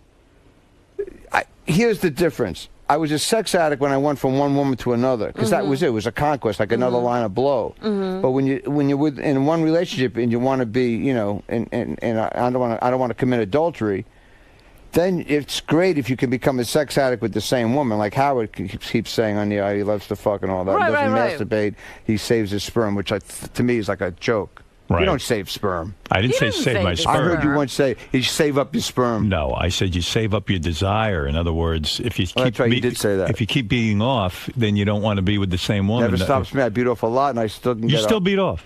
I love beating off. At your age? You haven't matured at all. When do you do What am I, in this? Yiddish theater? Of course I jerk know, off. I jerked when- off this morning. Did you? Really? Fucking A. That's why I won't shake your hand. No, I was. What did you think about when you jerked off? I think about, you want to know the truth? Yeah. I can get an erection at any time I want. But I for think you. about I think about the worst women, and that would hurt, sadly, my wife the most. And I get hard in a minute. Girls with swastikas on them. Like that Jesse I don't James's like. girl? But you know, I heard about that Bullock thing. Yeah. How can you not know that something's going on? it's hard for me to believe. Well, first of all, she's an actress that was away for several Months months. at a time. Right. to making these movies. So she really isn't that aware. And, that's too bad. it's But unbelievable. when he's doing it while she's in the garage, because that's kind Is that of what he crazy said? not I missed to know. that. That's what They were one of fucking the, while she was... Yeah, he was taking girls in the garage office while she was in the other part. Listen, All right. I know you hate anti-Semitism, but Well, if a of course, really and hot, racism. if a really hot chick, Yeah. it's going to blow you. Was But- it a neo-Nazi? But she sees white power. You see white power on the back She's of her got legs. the swastika I don't get on blowjobs the from arm. Nazis. You don't get blowjobs from Nazis? Never. I would take the blowjob from the Nazi. I would. Oh, you would? I'd be honest. Yeah, afterwards, I would scold her, but In other words, you'd come and scold? Yeah, if she was really super hot and I'm banging her and I see the swastika on her back, I'm but going to you're finish. only half Jewish. I'm totally Jewish. It's not allowed. Maybe It's in that's the what Torah. it is. Why? But I'm- what cured your sex addiction? Was Yeah, it that's going? what I wanted to I'll know. tell you Did what he cured get it. treatment? Was it going to therapy? No, getting sober. Getting sober. Because here's the deal about Tiger Woods and all these guys. First of all, if he wasn't married, he should do whatever the fuck he wants. Of course. It's consequences. These people don't know. They don't think they're going to get caught. It's a fucking joke. Right. It always catches up with you. And a sex addict. And whoever you're fucking, I used to fuck a circus clown. That's true. I know that's true. You're not making a I joke. actually told this story yesterday. I don't mean to repeat it on some show. Go ahead. But I won't do the thing. It's not a routine. Well, tell me. There was a circus, a 6'1", high heels, black stockings, black bra, dark, hot red lipstick. Right. She was good looking. Unbelievable. And much taller I wasn't than married you at the time. She was 6'1". Yeah, great in bed. Right. But she was 70 miles from Hollywood. Right. And I said, do I have to really drive 140 miles round trip when I can jerk off in 8 seconds? Right, but you're compelled. It's not even about the sex. It's the addiction to people. It's like an addiction. It's like you want it. It's sad. But here's the difference. And I know I sound great, like Gandhi here. But if you get a blowjob from somebody, right? Okay. So this is what happened once. It was during the Jewish holidays, right? And this girl was cooking a brisket to break the Yom Kippur fast. She was a Jewish circus clown. Yes. Wow. You don't hear about that a lot. Thank you. Yeah. Thank you, ladies and gentlemen. The Tubby soundtrack. So she was cooking. But if you make love with somebody or get a blowjob, your penis is responsible, not just feeling, for your girlfriend. Right. But for the woman who just blew you. Right. Right? Right. So it's a three-way problem going on. So this really happened. The woman said that the tall man who loved me was a fan of mine. In the circus. Yeah. The world's tallest. 7'9". He had a thyroid problem. Right. He died. Wait and he asked her that in his will I want Richard Lewis to be a pallbearer. The 7'9" guy wanted you. So when I went there, we fucked. She says, Tall Teddy died. I said, Tall Teddy died? I'm sorry to hear about that. I liked him. Because I went to see her once perform. I had to do that. So you knew all the other circus performers? Yes. They got the midgets and the dwarfs. You weren't ashamed to take her in public? No, but Tall Teddy died. Right. And she says, and we just had intercourse. I didn't, Right. And my Jewish girlfriend at the time was making food brisket to break the fast. Okay. I'm not that religious, but I fasted because I wanted to diet too. Okay, I see. So the girl. But I didn't go. The circus clown wasn't Jewish. It was your girlfriend. No. Right. Yeah. Way not Jewish. Oh, okay. Now I got it. I said shalom. She thought I was saying menorah. She had no clue what I was fucking saying. So she wanted me to sleep over and go to the funeral with her, right? To hold Tall Teddy's casket. And I said, "There's no fucking way." But she says, "We just fucked, and you're not doing me a favor." I went, "My wife." Not my wife. That was a Freudian slip. Right. My girlfriend's making brisket. My girlfriend is making a brisket. She didn't even know what brisket was. Right. The whole thing was a mistake. I'm screwing someone who doesn't know what brisket is, doesn't know what Yom Kippur is. In other words, I can't take it anymore. So I did all that shit, didn't you? If you weren't a sex addict, in other words, you wouldn't sit and drive 80 miles to get a woman. No. You wouldn't be fucking. Well, I would probably. You wouldn't be fucking a circus clown, is what you're saying. No, I would if she was within 10-mile radius. Yeah. You got to be a fucking clown yourself to drive 75 miles. But yet you claim, with all the women that you would go after, with all the wrong types of women, still the swastika would have kept you away, even with your sex addiction. There's no blowjob with a swastika on someone. Then you're no addict. I wonder if that's true.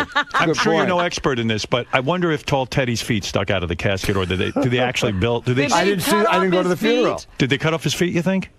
They could have chopped him at the ankles. You want to know something? They do that sometimes. Sometimes if a casket's not big enough. No, but they can make a big one. No. Wilt Chamberlain. What do you think? They whip those things right up? You think they folded Wilt Chamberlain in half? Wilt Chamberlain was a wealthy man. I don't think Tall Teddy had that kind of funds. I dated somebody who dated Wilt. No really? kidding. You yeah, shared. back in the 70s. What'd you say? And I knew Wilt. He was a good guy. Right. But when I found out, I got an average dick. Okay. Right. It's not small. It's not gigantic, but it's good. I could have guessed that. Go ahead. Good. Yes. No one's complained. Right. But when you're making love with Chamberlain, you got to just do the algebra. Right. You got to imagine it's gigantic. Right. So I was with this woman, and she says, I said, she says, who are you? Because we were like getting close. Right. Who are you dating? I said, well, there's 2 waitresses at the club here, and this actress. She says, I'm dating Wilt Chamberlain. My penis had a panic attack. Right. I said, when did you last have intercourse with Wilt? She says, last night. Wow. I ran out of the fucking house screaming. Of course, because you felt competitive, right? Well. I would have needed a penis posse to go in there. Let me ask you one more theoretical question. I really want to understand the level of your sex addiction. So you're getting a blowjob. You're in the middle of it. From the clown or anyone? In the middle of it, and you see the swastika on the girl's back. You still run out the door? Yeah, you didn't know it was there. Well, that point in time when your cum has to come? Right. Then it's not really me not caring it's a Nazi. It's just it's my cum's fault. You're somebody who is on top of the scene. You're part of show business. When you heard about the Conan O'Brien, Jay Leno, you're going to hate me for this. Why? Because back in '94, you weren't a fan of Conan. I like Conan very much. Oh, now you do? I used to rag on him. I went on Conan's show many times and enjoyed it and said he was one of the best interviewers in late night. He's a great interviewer. That's right. And he's brilliant. But here's my feeling about the show. I think I read what you said, too. I think I agree with you. When you take over the Tonight Show. Right. Let's say someone took over your show. You wanted to retire. That's right. This is a huge franchise. Right. Same thing. Right. So if someone takes over the Tonight Show, if you two left, if everybody here left, right, and you had to fill someone in, there should be promotion up the fucking ass. Of course. They didn't promote Conan. No, they promoted Jay. They did. That's right. And he got fucked. They didn't give him a fighting chance. I don't know if it would have worked. Not only didn't they give him a fighting chance, all of the best guests went to the 10 o'clock show. Because there's more people watching. And and Jay provided such a shitty lead-in for Conan. I mean, bad. Well, look, Jay beat Dave, and I'm a Letterman guy. I mean, I've been doing Letterman since '82. Right. He's been great to me. But I mean, the point of the matter is, Leno, if you want to count the fucking ratings, he killed Dave. Right. Dave would be the first to admit it. I don't even know why they made the fucking move. I've been fired from jobs. NBC humiliated me. I saw your movie. It was a good movie, by the way. Thank you. NBC humiliated me. Movie was made 15 years ago. You finally saw it. Well, I was on Quaaludes. Thank you for watching. When I was at NBC, I was fired. 15 years ago, that movie was? Yeah, I don't know. 12 years ago. You look better now than you did then. Absolutely. And you look better now too. too. Last time I was here, do you tweeze your eyebrows? Me? Did he say that to you? Yeah, and I could, and I'm. You do tweeze your eyebrows. You looked at me. And you said, you tweeze your eyebrows. And you do. And then I took my glasses off, and he said, put them back on. You look horrible. Everything I do is wrong. You're like my mother. No, I'm not. No, but I do cut my eyebrows when there's like a gray hair. Yeah. I puke. Do you have gray pubes yet? There's a little area there that's causing me concern. I'm so sorry. Well, my wife looks at it and she laughs. It's very hard to maintain an erection when your wife is saying, "What's that patch of gray?" By the way, what? But it looks distinguished. It's not a fucking toupee. By the way, you think you have a toupee? Can you get a toupee for your groin? Yeah, it's called a merkin. No, come on, seriously. That's what it's called. It's called a merkin. It's a pubic wig. Get out of here. People get it. People who used to have cancer or chemo and stuff like that, they would get a pubic wig, and so they do sell slip them. it over your penis and you glue it on? That's right. I have one of those. I look like Groucho down there. Anyway, one of my lines, by the way. You're not gonna. If you lose your hair, would you? I mean, you have some of the greatest hair. I'm getting thin, don't color but I'm my not hair. gonna fucking put anything. No. You can see when there's a fucking piece of Brillo in the front. You ever see the guys in the front? Do you think you're gonna lose your hair? I am. I'm getting thin in the back. Well, I mean, after I pass 60. It's just I'm on borrowed time. If you get a toupee, it'll be a joke. I'm never gonna wear it. You can't. Think I'd ever see you in a toupee? You'd fucking murder me. And you'd murder me. I wouldn't. I'd rip it off your head. I know. So I can't do it. But what about guys? My father, rest his soul. Did he have I used a to go toupee? shopping with him. Not at the end. At the end. But I said, I want to get that shirt. He says, let me tell you something, Richard. That shirt's shit. Save up for the good shirt. Right. Don't buy the shit shirt. I had this. It's the same theory for a toupee. Right. Why do guys wear rugs that look like, two squirrels having oral sex on their fucking But don't head? you think some guys just don't know? They don't have the ability to see themselves, so therefore they don't know they look like that. That's stupid? Yeah. They don't have that eye. They think that it looks good. Come on. If there's a little wind that comes up, it spins like a beanie. Do you think there are guys that wear toupees and they're really good and we don't know it? I know a lot of actors. All right, name a who few. Don't think that people think they have a toupee. Like John Travolta. We know he wears a toupee, right? It looks that way, but I don't know. Who do you know that wears a toupee that thinks no one knows? Like, I think Burt Reynolds thinks nobody knows. I was just going to say, I played poker. He just had a heart attack. I think he's a great guy. And someone told me that he had a lot of work done. So I was playing poker. You're kidding. Oh, all right. But then someone told me that. So I'm playing poker this is like 6 months ago. Yeah. And he's next to me. And all I'm doing, like a nutcase, I'm staring at his face, his chin, his dick, his eyebrows. Howard, you could not tell for a second. It looked all real. You sound to me like you're having some fun. Like, where do you play poker with celebrities? There's a famous poker game Steve Martin's house? No. Gary It's Shanley? called Norby Walters. It's been on for 20 years, and you never know who's going to show up. It's amazing. Norby Walters? Yeah, he's a famous Hollywood guy. He used to be a manager, and now he has a poker game every week. And who was there besides Anybody Burt and Reynolds? everybody shows up. And what Lots do you of action? Big What do you stakes? do? Yeah, like I was sitting next to Peter Bogdanovich 2 weeks ago. Wow, It was he's a pisser. big director. Yeah, he's great. Who invites you to the game? Norby's a friend of mine. But you I have get to the be list. somebody, right? Huh? You have to be somebody. Yeah. They don't Well, allow you any gotta be in schlubs. show business. Right. So you show up, and But Peter anyone Bogdan- could be. George Segal plays a lot. George Segal. He's alive?